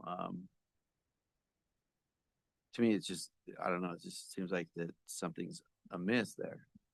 Yeah. If you go back up, because the next One. one down, if you look at Hank Williams, his amount for quality control and testing is 142, where Kilgore's 60. Right. So I Yeah. think if I think that just different companies have different bidding processes. For sure. their- Yeah. So the bottom line is only off by $90,000, which is pretty, oh wait. No, it's off. No, by it's off five- by a lot more. 500. Sorry, that's a 2.8. So yeah, they ended up coming in quite a bit more than Kilgore did, so. All right. Yeah, the only thing that I have a hard time with this, I wanted to see this project done and I wanted to see it happen since forever, you know, stuff like every other resident in town. I will say the only thing that gives me heartburn on this whole thing is an $18,000 drinking fountain. Oh, yeah. Yeah. What do we have? mean, under that item? we have to consider that, this is going to be an additional line for the future irrigation too. And, we don't wanna also like cut the asphalt in future if we need it. So those trees are old, major trees. Eventually they will need to be replaced and then we need to cut and trench and get a Wait. new water line. Didn't you say 18,000 for a drinking? For a fountain? drinking fountain. We're talking Is that drinking. that one? That's the what, Here, one of these. That's gotta include the infrastructure too. what they, Yeah, sure it does. Um, Not just the fountain. which one no, is it? drinking fountain, $18,000. It's towards the bottom. Yeah, I was looking at what we were paying for the service and Right, 60. the other improvements. Yeah. Okay. What did everybody else come in there? 14, 18, and 10. Yeah. Seems. Yeah, I can see how it seems a little high, but, and I imagine, are we paying impact fees on that? We're not paying impact fees on that. No, I don't think we pay them to ourselves. So we can work with them on the model of it and see if we can get that down a little bit, but did we spec a drinking fountain? It's going to be same as the dispersed parking one. So it's a spec one. So was this how much it was for dispersed parking? Oh, I'd have to go check. We that. we can look at all of it. You know, cause the only reason, and I guess, you know, it's like $2.5 million project or 2.8. Yeah. $2.5 million project, 18,000 isn't a lot, big scheme of things. However, I also think that too, we need to watch costs like that, you know, like $18,000 for drink fountain. And also, is that the right place for the drinking fountain? Or is there a chance that when we do the bridge, that we could put a drinking fountain closer to the bridge, which would be closer to the entrance to the dog park, which would be, probably nice to have an infrastructure there for a dog drinking fountain, a dog There fountain. was one at the dog park, right? There is a drinking fountain there. And then one of the reason we picked there is close to the rest of the pathway. So if we didn't pick one at the Uranium Avenue as a location, we picked it close to the dog park, close to the path still. Even people can just change their, path and then come there, have some water. It's in the shade, Mhm. kind of. So what I'd suggest is that we just take a look at this and see if we can get that reduced. I understand the concern. The drinking fountain, if someone were to put one in their backyard, would never cost anywhere near this. Well, this And has to be somewhat industrial. this is industrial, and it's a big price tag where we can take a look at this, see if there's any way to reduce that cost. I do think it's a good place for a drinking fountain. I think it was a good add to the project. And I guess what we can say is we'll see what we can do to reduce it. And Yeah, I'm not saying it's not a bad place for a drinking fountain. I'm just saying, Mm. and I'll throw out there. yeah. What's that? So I'm sorry. I'll throw out there. We could always install the line and just have the option for the water fountain later. This would be a fairly easy thing to change order out. I think we could just take a look at it and see. Okay. Would that be okay if we just did Yeah, what we could to see what we can reduce? Yeah, I just Okay. seems expensive. Yes, it Yeah, does look, yeah. it does look expensive. Yeah, absolutely. If we're putting in wait until we put in bathrooms, when you're paying the price of a house for a bathroom. Yeah. Oh that- yeah. That's overwhelming. So in parks is what I'm talking about. Mhm. So. Yeah. Right. Any other questions, Jason? I've got one bigger picture question. So now that we have a city engineer, how will that play into a process like this where we're hiring consultants to do so much of the work along the way? And I know a lot of that was because of licensing and other things. How will having a city engineer, and we are really proud that you are a city engineer. So right now, the only role that our consultants are playing that I will now step up to fill is that statutorily we had to have a city engineer. So we've had someone's nominally functioning as our city engineer while I've been here doing the sort of the day-to-day. And now we won't need that sort of deferral, for lack of a better word, to that outside entity. Okay. So we won't see a big change in how we do projects. We'll still be looking for outside consultants to put together big projects, to put together all the design specifications, manage it from start to finish, because that still would be too much for our engineering division to do. Mark can stamp things now, though. Like if we need to do smaller plans that Mark could whip out in, hours as opposed to months. Those are the types of things that Mark can do as a PE, where we can look at flagpoles and we're looking at what the base needs to be for a flagpole. We're putting up new walls and we're looking at footings and things like that, or ADA ramps, those types of things. Some of the smaller things, but I wouldn't, if we put Mark on a project like this, we wouldn't see him for months. Yeah. So, They've got dedicated CAD operators working on this stuff for the past several months. Yeah. Got it. Thank you. Anybody else? Questions? I guess, well, I have a new question. I still am caught up on the traffic controlled pedestrian controls. For this bid to be, I did the math. The bid is 466,777 and change over, and 375 of that is the difference between those two. So I guess even if you could provide more context about how much we paid for King Creek, like I know this is a really complicated thing, but I mean it's very clear that Yeah, actually, I actually went and looked at the King Creek bid. I thought that was going to be kind of the most relevant one to look at. And of the two bids for the traffic control specifically, the winning low bid did have the low cost on traffic control, and it was $266,000 for that project. And the high bid on that one was almost $1 million for traffic control. that is kind of what I've seen over the past several years at least, is that I think we tend to get our estimates pretty close on linear foot, square foot kind of costs, pipeline, things like that, asphalt. Those tend to be pretty close. But with these lump sum costs, the contractor can look at that and they think it just looks a lot worse than we thought it did. And so they throw that cost at it. Yeah, we could pull that up. Yeah. And then as a side note, we've also sort of had trouble estimating landscaping. That also happened on Cane Creek.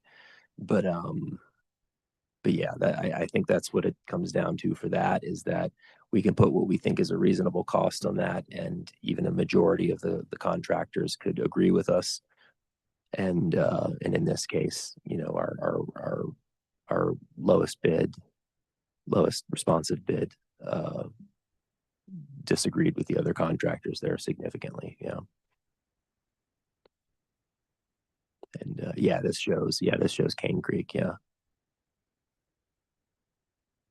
So we were also low on that estimate. We called it 150. Williams came in at 266,000, and Kilgore just under 1 million. Kilgore it costs them a lot to do traffic control, looks Yeah. like, so.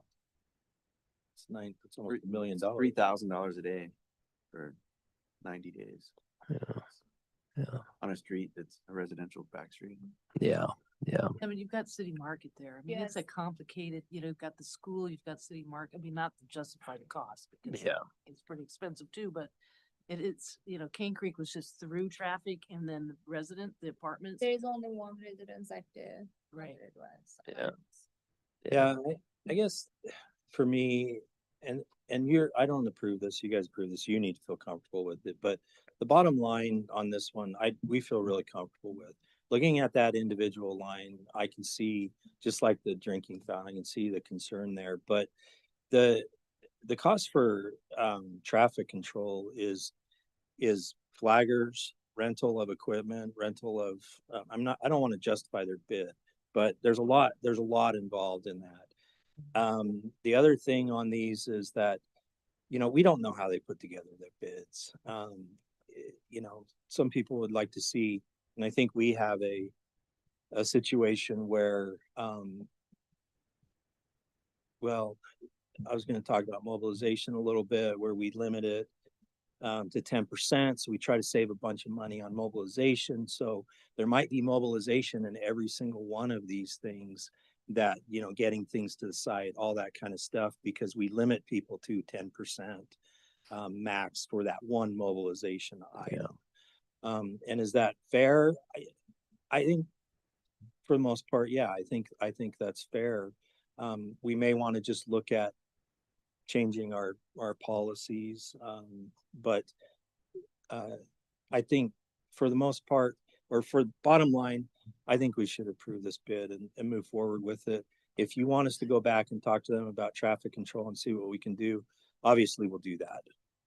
We'll do whatever you'd like us to do.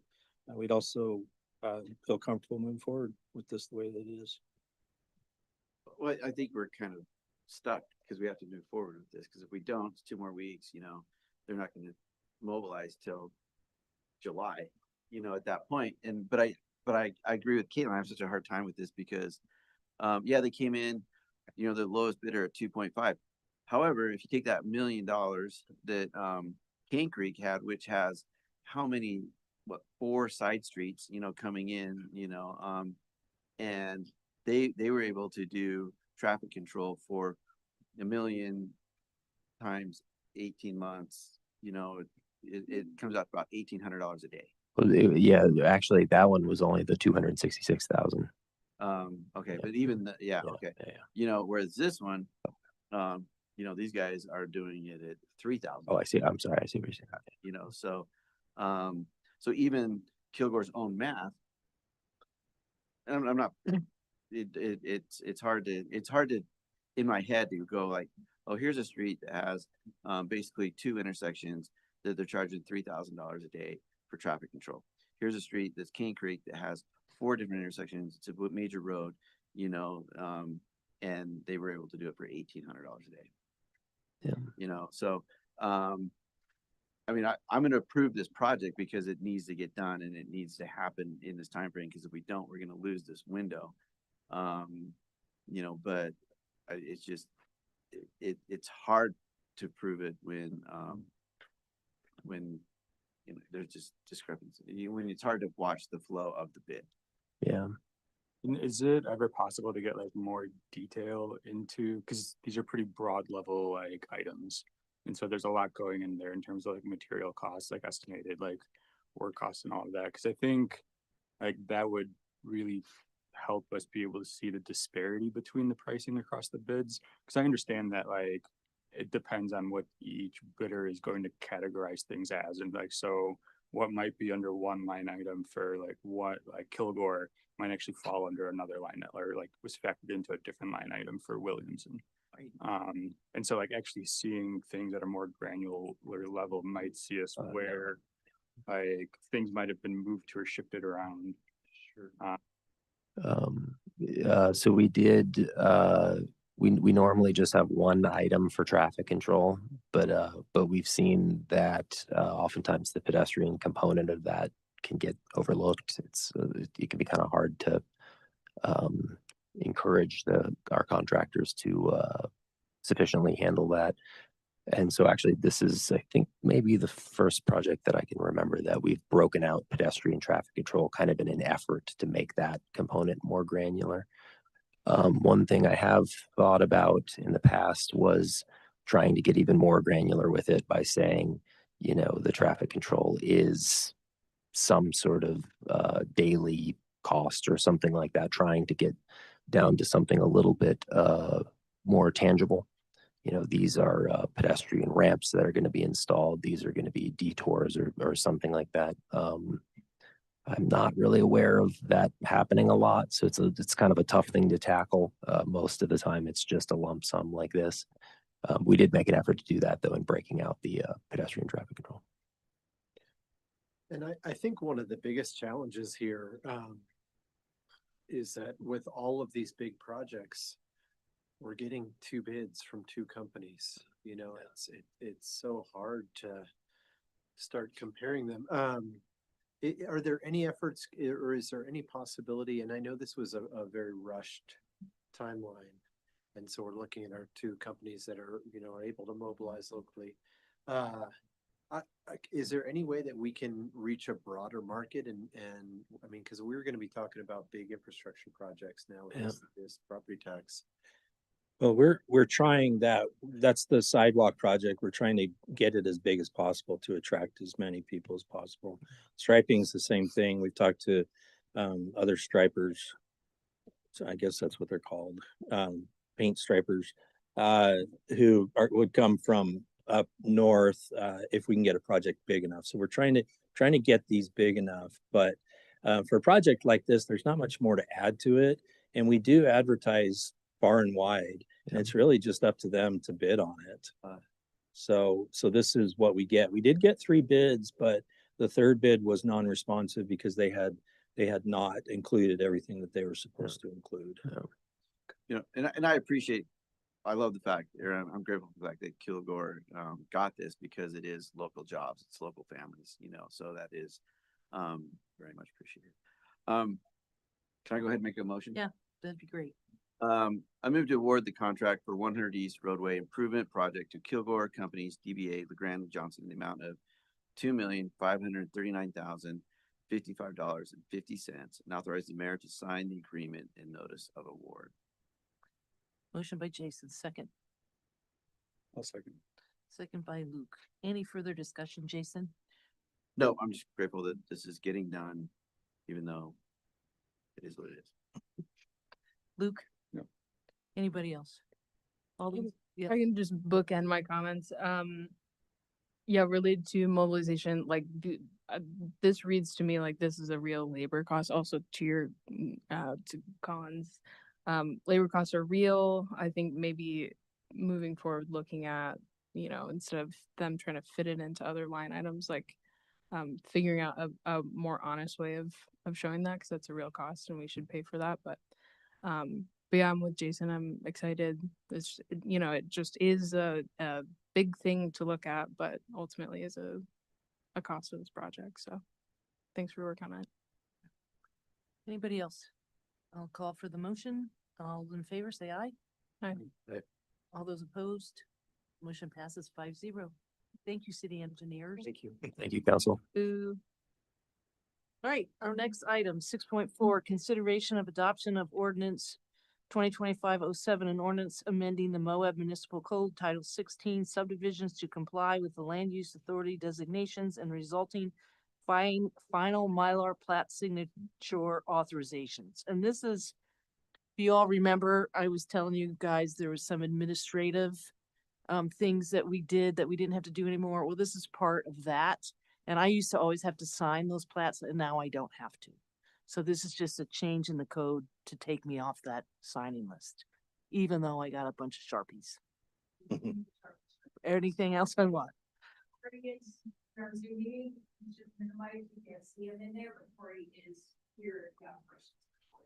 Questions?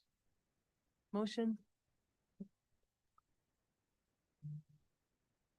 I'll move that the Moab City Council approve ordinance 2025-07 and ordinance amending the Moab Municipal Code Title 16 subdivisions to comply with the Land Use Code Authority designations and resulting final Mylar plat signature authorizations.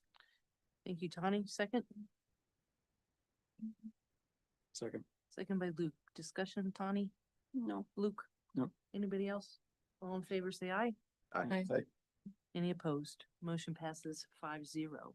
Our last general business item is consideration of ordinance 2025-11, a municipal code amendment specifying the processes for procurement of governmental lobby services.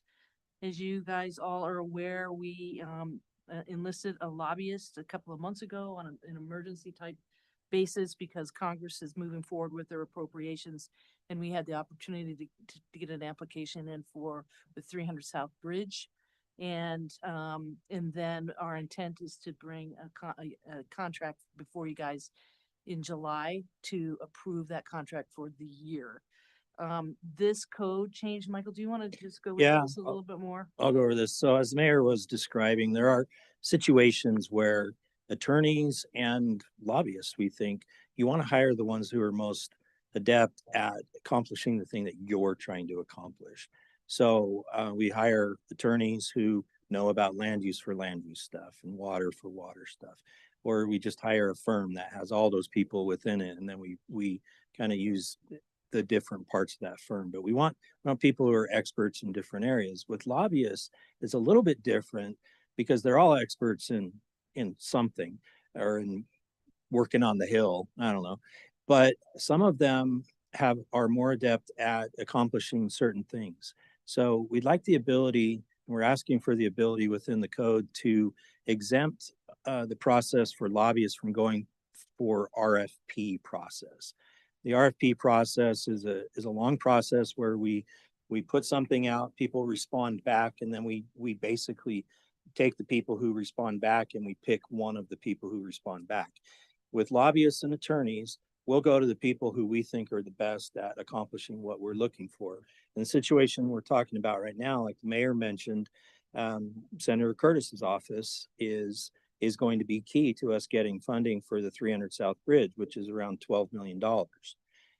We found a lobbyist, and we were recommended a lobbyist from people who were very close to that office.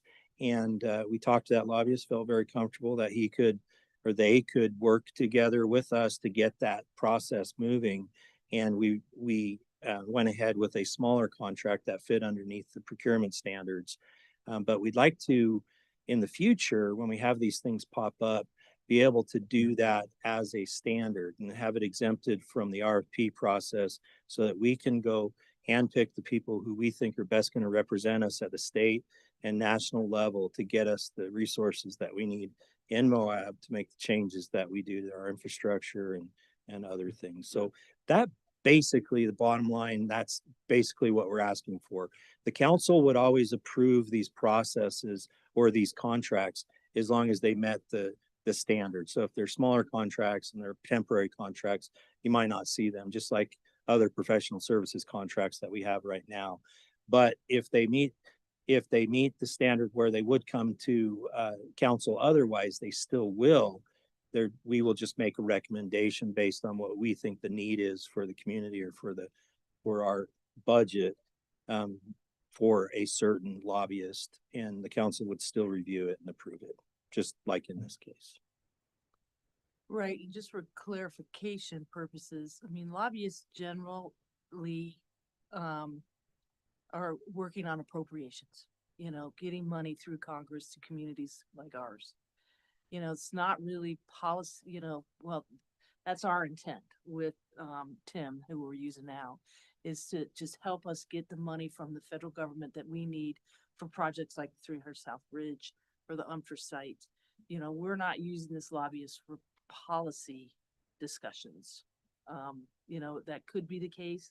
I don't think that's Tim's world.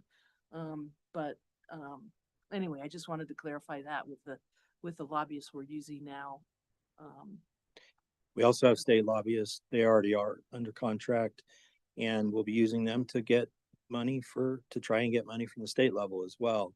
And we think that they're a good group to do that. So And the state lobbyists are more policy driven. They're more looking at state legislation, so that we're aware of things that are going to come down that could impact us positively and negatively.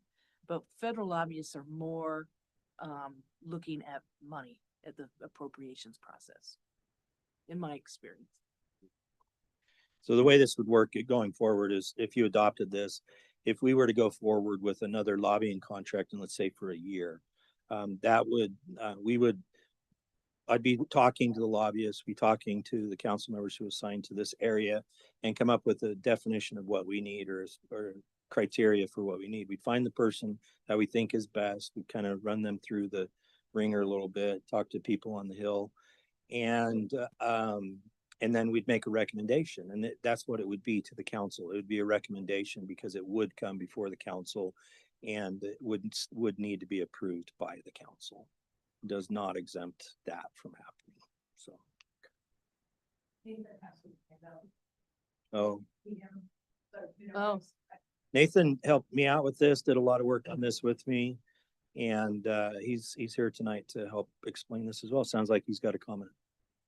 Yeah, thanks, Michael. Just to add to what you're saying, the point of this, and one of the things that Michael and I kind of went over, and I don't know if there's a right answer to this one, is where to put this exactly. Because exactly within your code, because the intent isn't to say that all lobbyist contracts will be awarded this way. Because, for instance, your state contract with your lobbyist was awarded pursuant to a competitive bid process, if I recall. And so my thought with the way we put this together is that most of these contracts will be just under a normal procurement process. It's just if you have extenuating circumstances where it doesn't make sense to go through a procurement contract, which is, fairly common when you hire a lobbyist, in my experience, because sometimes, just these are examples I've seen in my own life, is you've got a hearing coming up, you've got a week, and you need somebody that needs to have a relationship with a particular senator or representative to get something through. That sort of timeline, you don't always have the ability to go out and do a procurement, or if it's very specialized. And so the idea was to not say this is how every lobbyist contract will be awarded, that there is an option if it doesn't make sense to go through the sealed bid process, that we're clear on that. One thing I've in looking at this again, because Michael and I kind of were a little bit under the gun in putting this together, and I saw some comments from the council on this. So one of the questions we had is, do we break this up and include, because frankly, some of these provisions, 2, 3, and 4 under this really apply to all lobbyist contracts, whether they're under this procurement exception or not. And so we said, well, do we create another section for that and just have the exception here? But we ultimately thought it was cleaner and easier to have it all in one place than having to have people read two separate sections of the code, which is what you have to do for the city attorney procurement. So, and I just wanted to provide a little bit of background on that before you have your discussion. Yeah, good points. Thanks for bringing that up. Questions? I can start. Go ahead. I had sent an email to the council earlier today about this. I think that I would prefer to table and rework this so that it's more, creating a process for, exemptions for professional service contracts. It's, I'm not loving that we're now outlining a different procedure for lobbyist services versus legal services. I think that lobbyists, we should still be asking for, as we're doing for legal, for professional qualifications, experience, ability to meet city needs. And for me, I sent language that was an example that is in Eagle Mountain Code. That's, I'm not saying we copy paste that, but some procedure like that where we don't have to go out to competitive bid process, that there is discretion because this is more specialized. I think that there are other, potentially down the road, other professional services where we want to consider an exempted process. And so as we're considering expanding this beyond just legal and lobbying, I'd prefer to move forward with the code where we're following a similar process for exempted professional service procurement. I think specific to this code, there are certain things, especially in number 1, that if there were different people in this room, or if there's a what if, or, just that there's a lot of gray area that as a blanket policy beyond just, kind of the lobbyist conversations, working with Tim moving forward on that, that I would have a lot of concern about, kind of like as a blanket policy. So, just speaking honestly, fully speaking it into the record, like for us to have conversations on an individual basis rather than in an open meeting, and not really defining or understanding what is impractical or not in the best interest of the city. I would prefer to, that could mean anything. It's really hard for me to understand outside of the context of what we're specifically working on, how that would fly as a policy.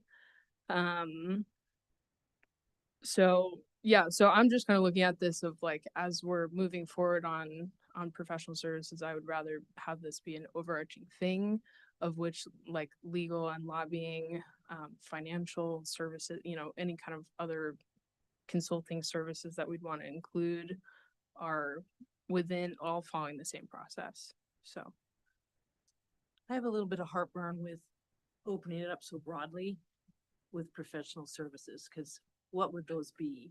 And I see more problems with that than just identifying legal and lobbyist services, because we're very clear, these are the services that don't follow the procurement process. If we open it up to professional services, we don't know really, I mean, I'm sure we could work it, but we would have to define what those professional services are, I would think. correct. Or we're probably, and so I don't know what they would be. And that's a lot of work, I think. I don't know, Michael or Nathan, if you have any comment on that.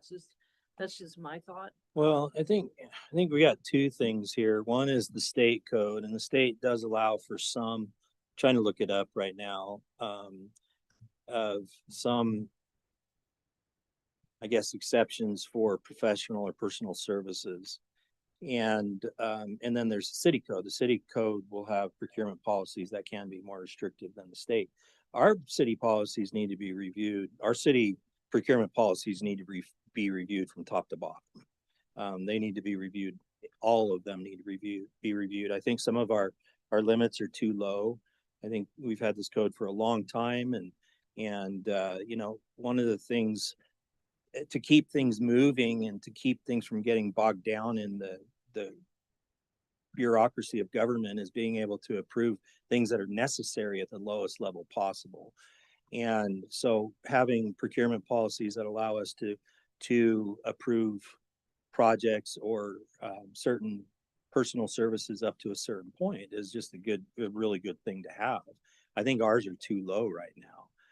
So I agree with you in terms of we need to do something for all of these But today, we were just trying to address the one thing because it was again, going back to a surgical thing where we're trying to figure out how we can address this situation to make sure that we can get in the situations where it's necessary, not all situations like Nathan explained, but in the situations where it's necessary that we can go out and grab the lobbyists that we need for the situation that we need and not get caught up in the RFP process and miss opportunities. It wouldn't happen with everything, and it would always happen with the guidance of the mayor and what other council members are working on the legislative type of stuff with me. So yeah, I think we should review all of our policies, and I think we should look at all of them because I think every single one of them needs to. And Summer's been over there nodding her head in agreement. Yeah. I do think there's some things that we can do and still stay under state code requirements for bidding and procurement. But I guess the question is, does the council want to wait to do that and do it all at once, or do the lobbyist part, do the surgery on this portion, knowing that we're going to come back and look at this? And I could probably give you an idea of when we're going to do that in the next few meetings. Not that we're going to do it in the next few meetings, but I'd give you an idea of what the timeline would be in the next few meetings. We did plan to have the contract with Tim on the line or here in person at our June meeting because the current contract we have with him is up July 1st. If you guys are all paying any attention to the federal budget process, we're under the gun in the next 3 months. So it's going to be really important to have somebody back in Washington advocating for us. I mean, even though we've got our congressmen and our senators, they're talking to every person in the state of Utah. And so that's the advantage of having somebody back there. I mean, we all can't be there or be constantly in contact with those guys. We're having Tim back there. He's talking to them all the time. He has a lot of clients as well, but we know that there's somebody back there. And right now it's kind of critical as to what's happening in Washington with the federal budget. So just my 2 cents.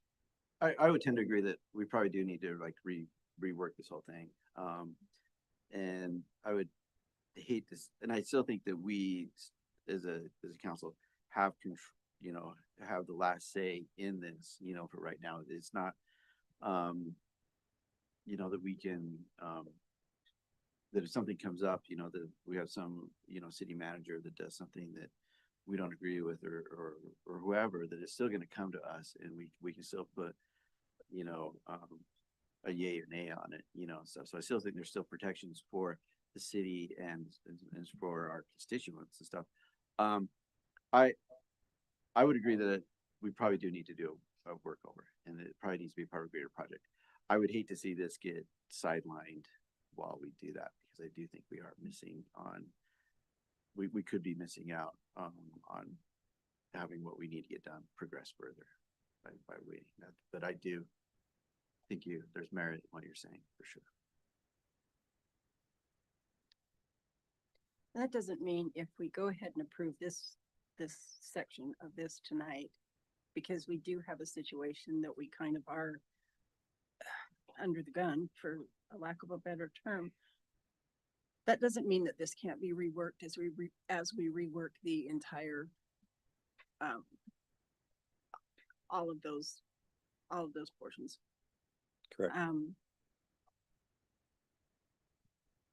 I too thought there were some gray areas. I wasn't completely sure, but I think maybe it would behoove us just to go ahead and approve this and do what we need to do in this timeline, and then make sure that we come back to this ASAP.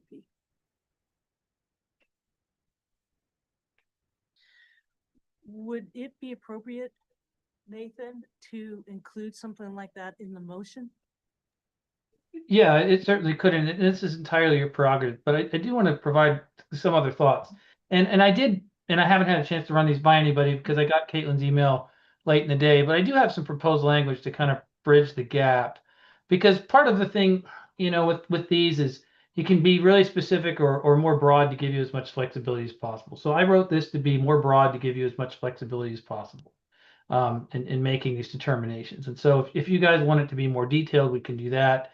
But you could make the motion to say, hey, we approve this subject to, the understanding that the staff is going to prepare a larger update. And frankly, that was part of the challenge in doing this. Like I said before, Michael and I didn't know exactly where to put it.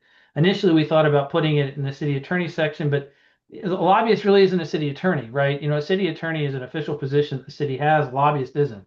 The other thing to keep in mind is we don't have to follow everything in the state code. The state code basically allows municipalities to adopt their own purchasing policies, which you have. And so you have a lot more flexibility there. So a lot of this is kind of a policy call, but I do have some proposed edits based on Caitlin's comments. I don't think they address all of them, but I do think they address some. If it's possible, I'd like to share my screen and just share them with you if that's okay. Sure, go ahead. Let me make sure I do this correctly. So can everyone see that? Yes. Yeah. So the first one and one that I just wanted to make more clear, and this is just kind of a drafting thing, but organizationally, where this sub G would appear is in your exclusion section in your procurement policy, where it lists all the things that don't require standard bidding. And so I thought, after reading Caitlin's comments, I realized some of this needed to be a little bit more clear. That basically, we're not coming up with a separate process for lobbyists because they would go through the same process. The only time this one would apply is if the city manager consults with the mayor and the city council, and then you guys determine in writing that a competitive process doesn't make sense.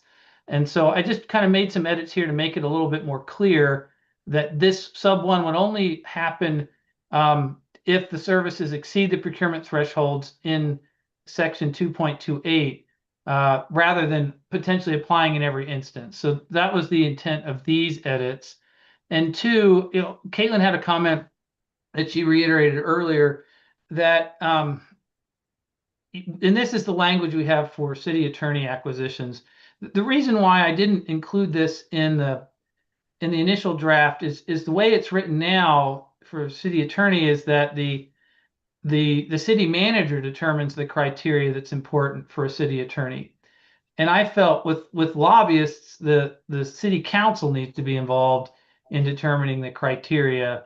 And so our thought was, well, the city manager is going to have to talk with the city council in determining any sort of criteria, whether it goes through a bid process or it doesn't. And the council is going to have to approve all of them anyway. So we felt it might make more sense to give you more discretion in that regard. But if you want to include some more sideboards on what sort of qualifications you want or the types of boxes that need to be checked, I see no problem in kind of mimicking a little bit of the language for the city attorney acquisition. So I've made those changes to address some, but not all of Caitlin's comments and concerns. So one of the challenges, Nathan, with this, and we talked about this when we were putting this together, is that when it says that after consulting with the mayor and city council, you put in on an individual basis. The one below, kind of in number 2, makes it sound like the city manager will have to come to a city council meeting to get approval. Let's see, let me make sure I'm reading this right. It does say that, but criteria, to get the criteria, is that the intent? That the criteria would be discussed at a council meeting? No, I think it's just kind of building off of this. Yeah. And that was kind of part of the challenge is some of these times you just don't have time. You just have to do it. So no, the intent was that you'd have some sort of consultation. That basically my concern with just doing what we do with the city attorney is that I do feel for this particular type of procurement, it is something that needs to be done. It's not something that the city manager should do entirely on their own.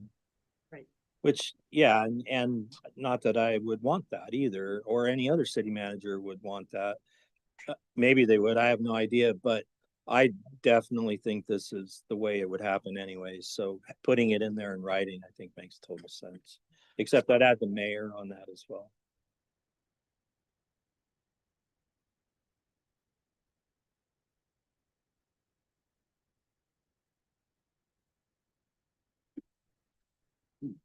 I guess my thing is, well, I mean, I wasn't on council when we procured our state lobbyists or was around when we did that bid process.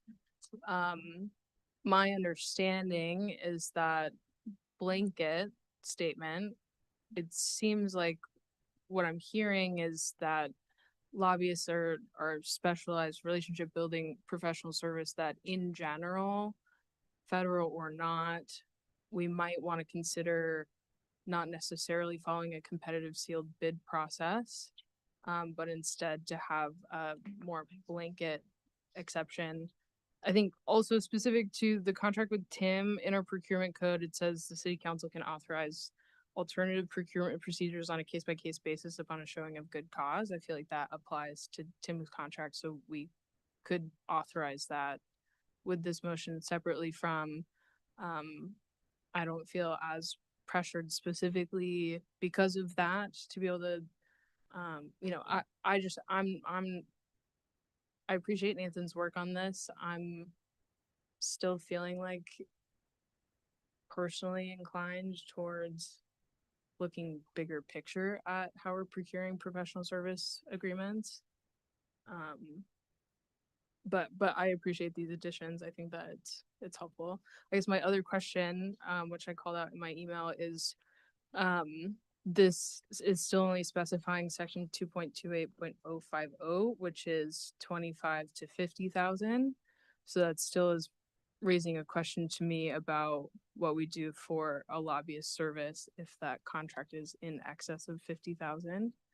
And I know with Tim, we're on a partial. We will start a new contract, which will be less than 50,000, but for future years, for a full fiscal year for lobbyist services, if it's over 50,000, given this language, would 0.080 also apply if it's over 50? That's question. So the intent is that 0.050 is your lowest. That's the first amount that kicks in after your small procurement. So my thinking is that it says any services that exceed the thresholds in that chapter. So that would necessarily include any amount above $25,000. So that would be everything. So any type of competitive procurement would be covered by that. But we could certainly include section 2.2805 or 080 as well if you want to be more clear. But my thought was, it's above whatever those amounts are in 050.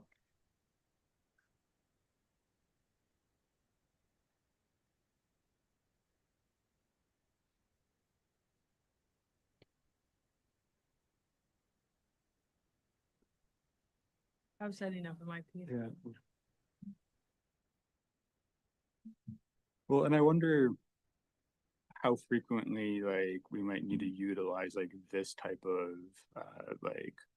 language for significantly larger amounts, because from what I'm seeing this is meant to give the city flexibility in the short term to take actions about some sort of time sensitive issue. And so it's not likely that we're going to sign up for a year plus long contract for something that ideally needs to be accomplished within 2 months or less or something like that. And so I kind of like separating this out and not having a more generalized approach to things. I feel like there's a lot more gray area when you do have a big broad subject, but I like the idea of adding what Nathan had added in there, because that's where the transparency kind of comes in a little bit to the community, while still not hamstringing city staff from being able to take quick immediate action. But I don't know, I also get like not wanting to have like individual ordinances for like different types of like, I don't know.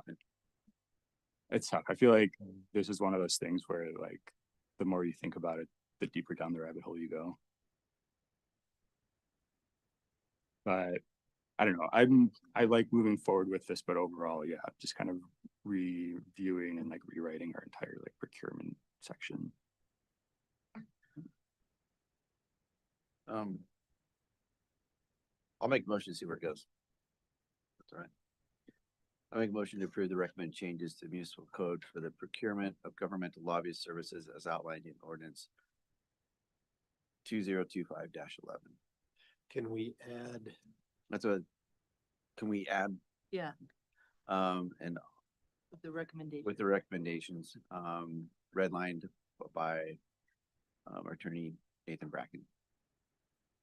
and then task staff with looking at, or do we want to include something about, I think, The broader. yeah, view? looking. I mean, for- how did you say, Nathan, you said that, Yeah, so what I would, if, this is how I would structure the motion. Sorry, Jason. All right. You would move to approve the ordinance with the recommended changes from council as set forth in the displayed red line, and direct staff to begin work on a more comprehensive update of the procurement code. Oh, that goodness. sounds great. I'm writing it down. I make a motion to approve the recommended changes to the municipal code for procurement of governmental lobbyist services as outlined in the displayed red line, and authorize the staff to, I think what you want to say. Right. to direct staff to, redo the procurement Policy. policy, Begin the process, yeah. in the procurement policy. Okay, that That. is the motion. That Second that. made sense to me. From a second, okay. Okay, so basically what we're doing is we're approving these recommended, this change to the code with the recommendation of council and directing staff to move forward with A comprehensive review. of the- review and update of the procurement policies. All right, motion by Jason, second by Colin. Any further discussion, Jason? Hold on. Colin? Anybody else? All those in favor say aye. Aye. Any opposed? All right, I'm gonna do a roll call. Caitlin, Nay. Colin? Aye. Tawny? Aye. Luke? Aye. Jason? Aye. Motion passes 4-1 with Caitlin opposing. All right, good discussion. Thank you, guys. This is kind of a big deal right now with what's going in Washington, so really appreciate the conversation and we'll definitely, you'll be hearing more about this particular contract soon. All right, now we go on to city manager update. So I've just got a couple of things for you. I want to get on Zoom because let me turn off my audio and my video. And I wanted to go over sales tax with you really quick and talk about a couple of different tax items and talk about amounts, things that we know, things that we don't know. Recording in progress. Okay. Okie dokie. And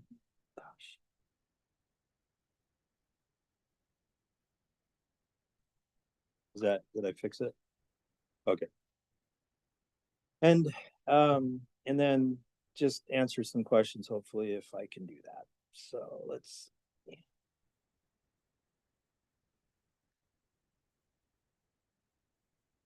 So starting off, I wanted to talk about taxes in general. There's a number of taxes that make up what we get from the state. There's sales tax, there's RAP tax, which in some parts of the states called Zoo Arts and Parks tax, which is the same thing as RAP tax.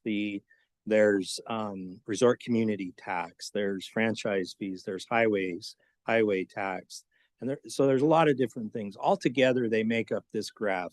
And I know it's hard to see here, but it starts off on the left side at fiscal year 2013, 2014, and goes over to the last full fiscal year that we've had, which is 23, 24, and shows how our taxes, all of these taxes together, how they've grown over that period of time. And what I can see in this graph is that between 2013 and 2019, there's been a pretty steady growth. If you look at the average there, or you look at the trend, it's definitely a growth trend up. It did go down between 18 and 19, or 19 and 20, because probably the beginning of COVID, where nothing was happening, and then it rocketed. And I would consider the next 2 years rocketing up, because those increases are far greater than any cost of living CPI increases. They're about 25% each year that we saw growth in there.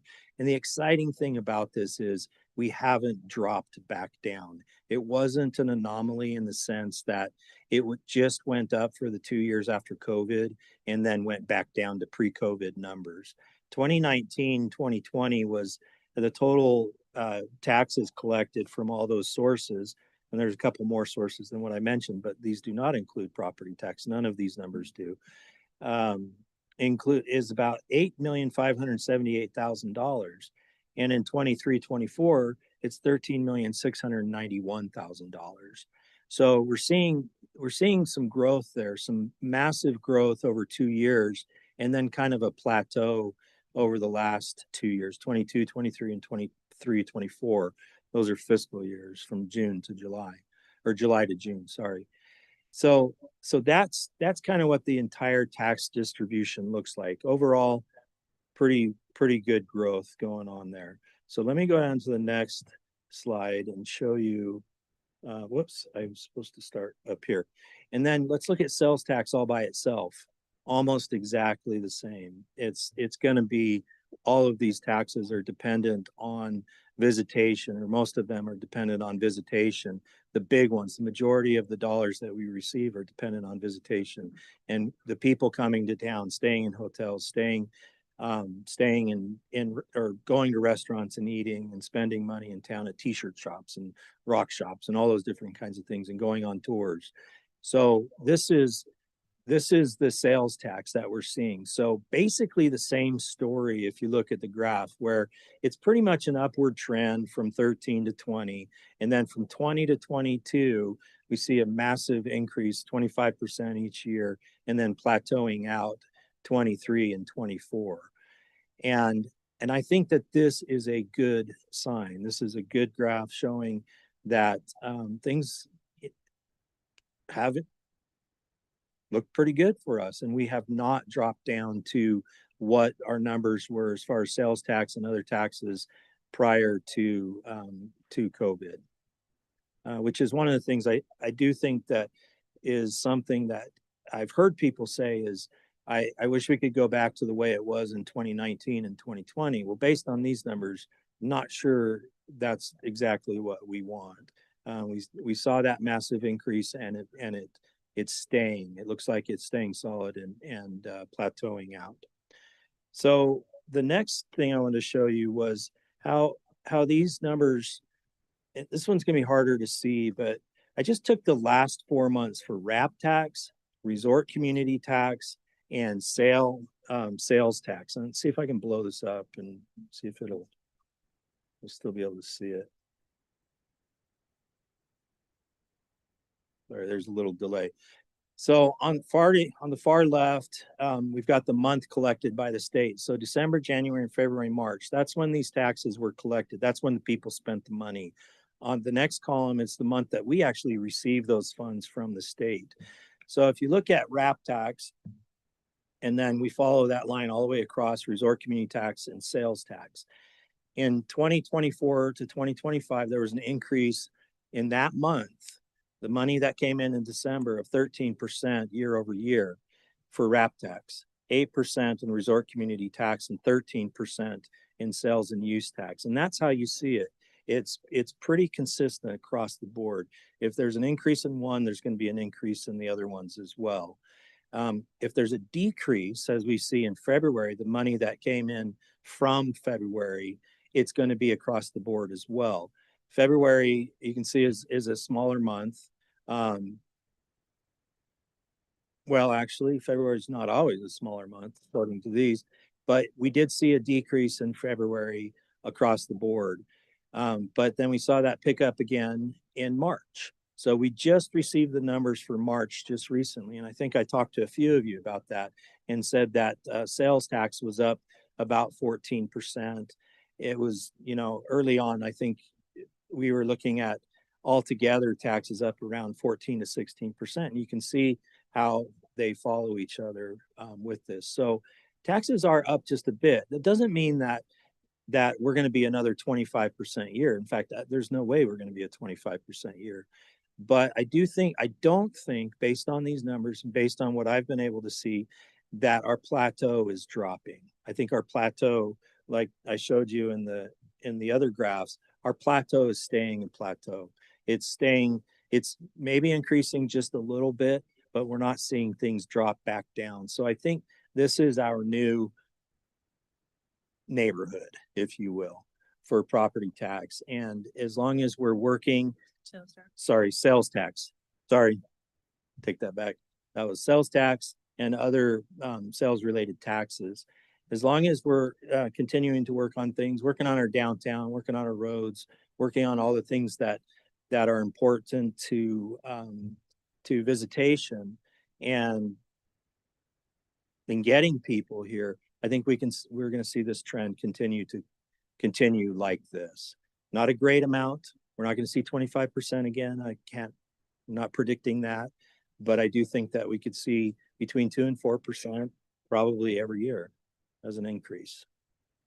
So I wanted to explain that. And then I also wanted to go over what these taxes are, because I know there's some questions. I think a lot of times we're sitting here talking about these things and nodding along. And sometimes, I'll be honest with you, I didn't know what RAP tax was. I didn't know it was the same as zoo arts and parks.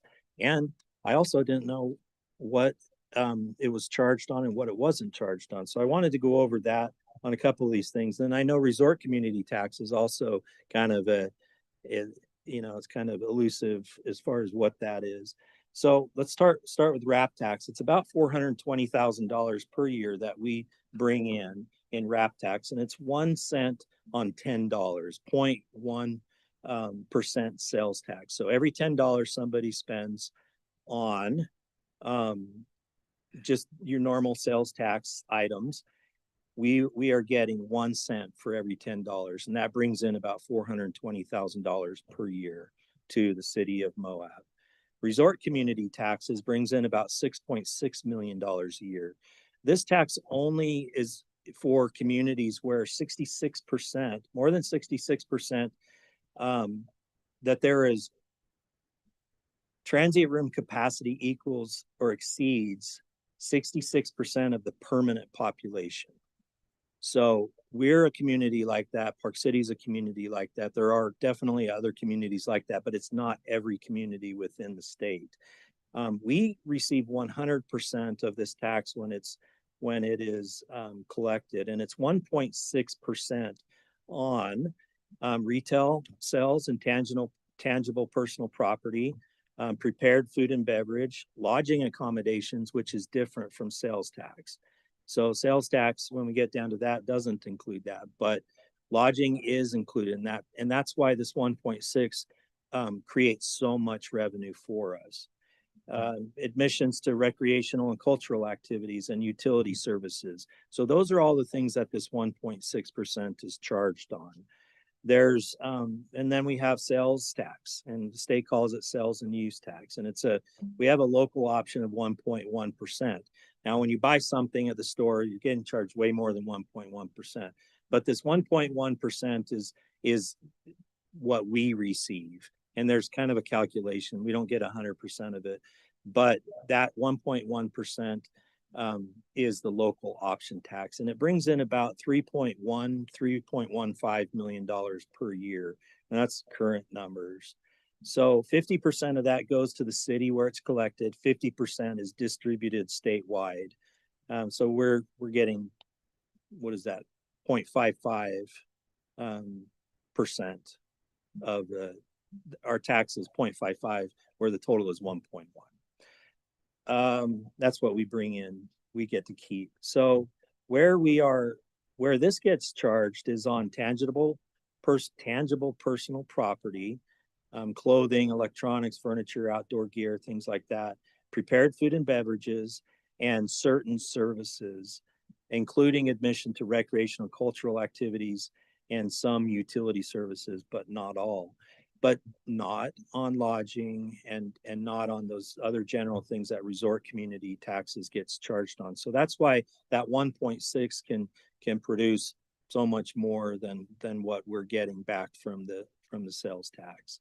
So that's an explanation of those three items. I think it's pretty obvious what the highway tax is. I think it's pretty obvious what franchise taxes are and energy, those types of things. But these ones, just thought it'd be fun to go over those and to talk about what the trends are looking like, which I think are, it's not groundbreaking or anything, but I think it looks pretty good. The sky definitely isn't falling, as from what I can see. One thing I want to kind of point out, but it's, I think, really important in the setting, kind of going off what you said, is like the wrap tax. The wrap tax is not charged on unprepared food. So if you go to see market and stuff, it's not, you're not paying on that. But also, like, they kind of did that, the city or someone did an estimate on it that 79% of the wrap tax is paid by people who don't live in Moab, which I think is pretty, it's pretty important, where that kind of comes from. Yeah. Well, it'll be interesting to see 24, 25. Yes. Which we won't see until September, right? Yeah, September. Yes, we won't, but we're tracking them. I definitely wouldn't be presenting like this if they were tracking poorly. So. All right. Any questions for Michael? Thanks for that update. That's great. Anything else?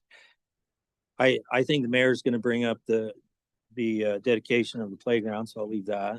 Oh, I am. And that, I think I'll leave it at that. That was took a few minutes, so. All right. Thanks, Michael. You bet. Council reports. We'll start with you, Luke. I don't have too much, as I was out of state for most of the time, but I attended the MOP meeting where we had a lot of really interesting presentations about kind of water related legislation that passed in the state legislature recently. And then I believe it's USGS is in the process of finalizing like their report about water quality and water availability in Castle Valley. It was really interesting to see how the dynamics there are very different than what we have in our valley. And got a presentation from Babo about kind of their long-term plans in terms of preserving water for their community and their municipality. But that was the only meeting that I attended. I didn't miss the other ones. Great, thanks. Tawny. I was just seeing if I can find my notes, but I can't. I attended the HASU board meeting, and on some fronts, they're going great guns and just building lots and lots of houses. They've got some challenges, especially with their federal funding. They don't feel like right now it's in danger, but they're being wary. They've got some challenges with some of their existing properties, but they seem to be working through, and they seem to have staff to do that. And it was a good meeting. And I attended the Public Works picnic last week. It was fun and it was good food. I think that's all. Thanks, Colin. On the 16th, I attended the non-motorized travel management plan kickoff meeting with Alta, the hired consultant. Then a large group of us went out on a walk and bike audit around the city and just a little bit outside of the city into the county. But it was a great opportunity to show them all the sort of the challenges and also the opportunities and for active transportation development and infrastructure. So excited to get that process started. Also attended the Public Works barbecue. It was great to celebrate all our hardworking Public Works employees. That same day I had a solid waste meeting. Got a couple cool things going on. One, through their billing and management software, they're implementing an AI route efficiency program that's going to help dial in all the routes, make them more efficient. And then there's also a couple of staff at Solid Waste have started a trash talk show on KZMU, which they're talking about, all the recycling opportunities and challenges and all the local waste stream. So that's really exciting. And then on the 23rd, I attended the Utah Raptor State Park grand opening, ribbon cutting. And then this weekend, I got to go down and see the Arts Festival, which seemed to be really well attended and just a great event in town. That's it. Jason. I didn't have a whole lot the last couple of weeks with some work trips. I was able to attend the C10 truck show that was last Saturday, and it was excellent. It was awesome. It was fun. It was very well attended. Very polite, very down to earth people. It was just a very well attended event, and everybody seemed like it was having a really good time, and yeah, I really enjoyed it. And then I also attended the arts thing, which again, it's always the start of summer is when the arts festival and stuff, and so it was, and I didn't have any meetings last 2 weeks, so it was nice to have a couple weeks of fun stuff in town. It was really good. So, yeah. Thanks. Caitlin. Similar updates. I also went to the C10 car show. Ditto. Very cool that they donated $15,000 to SAR as well. So really appreciate that. It's a charitable contribution, and it's cool to, see it come to life. Also attended Utah Raptor ribbon cutting and Public Works barbecue and the Arts Fest, and I totally agree. It's really nice to get into the flow of all the events and happenings. It's one of my favorite times of year living here.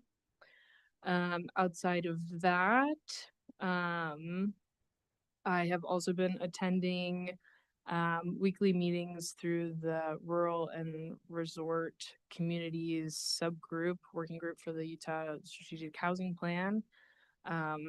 As we as a group are starting to narrow down, thought I'd give you kind of our top 5 tactics that we've identified as a group that we'll be putting forward to larger conversations. One is, and language kind of subject to change, but you kind of get the gist. Instituting a real estate transfer tax that functions as a progressive tax on high value homes. 2, lease rather than sell public land for housing development, ensuring long-term community control and use for affordable housing projects. That one is going to be reworked, kind of tying in another related one, but kind of having this idea about public-private partnerships on public lands. 3 is using Main Street revitalization as a strategy to expand housing choice, enhance community appeal, and support local businesses. 4 is implement a state-backed insurance plan to provide insurance coverage for residential properties that are typically denied by other carriers. And 5 is introduce policies that discourage short-term rentals, such as higher taxes or penalties, and limit short-term rental conversions to protect the long-term rental housing stock and prevent excessive turnover in residential areas. So kind of giving you some themes about what we're looking at. The league is moving forward through LPC to have like an additional group looking at this in a different light through the league. So I told Carson I'd be willing to participate in that as much as I have capacity. But yeah, feeling excited and hopeful about what's to come out of this plan. So that's it for me. How's that? Thank you. Yep. Just wanted to clarify after Michael's presentation that the numbers he presented are for the city's collections only. They could be different at the county. So I know the county's working on their budget and it sounds like their situation is a little different than ours. Yeah.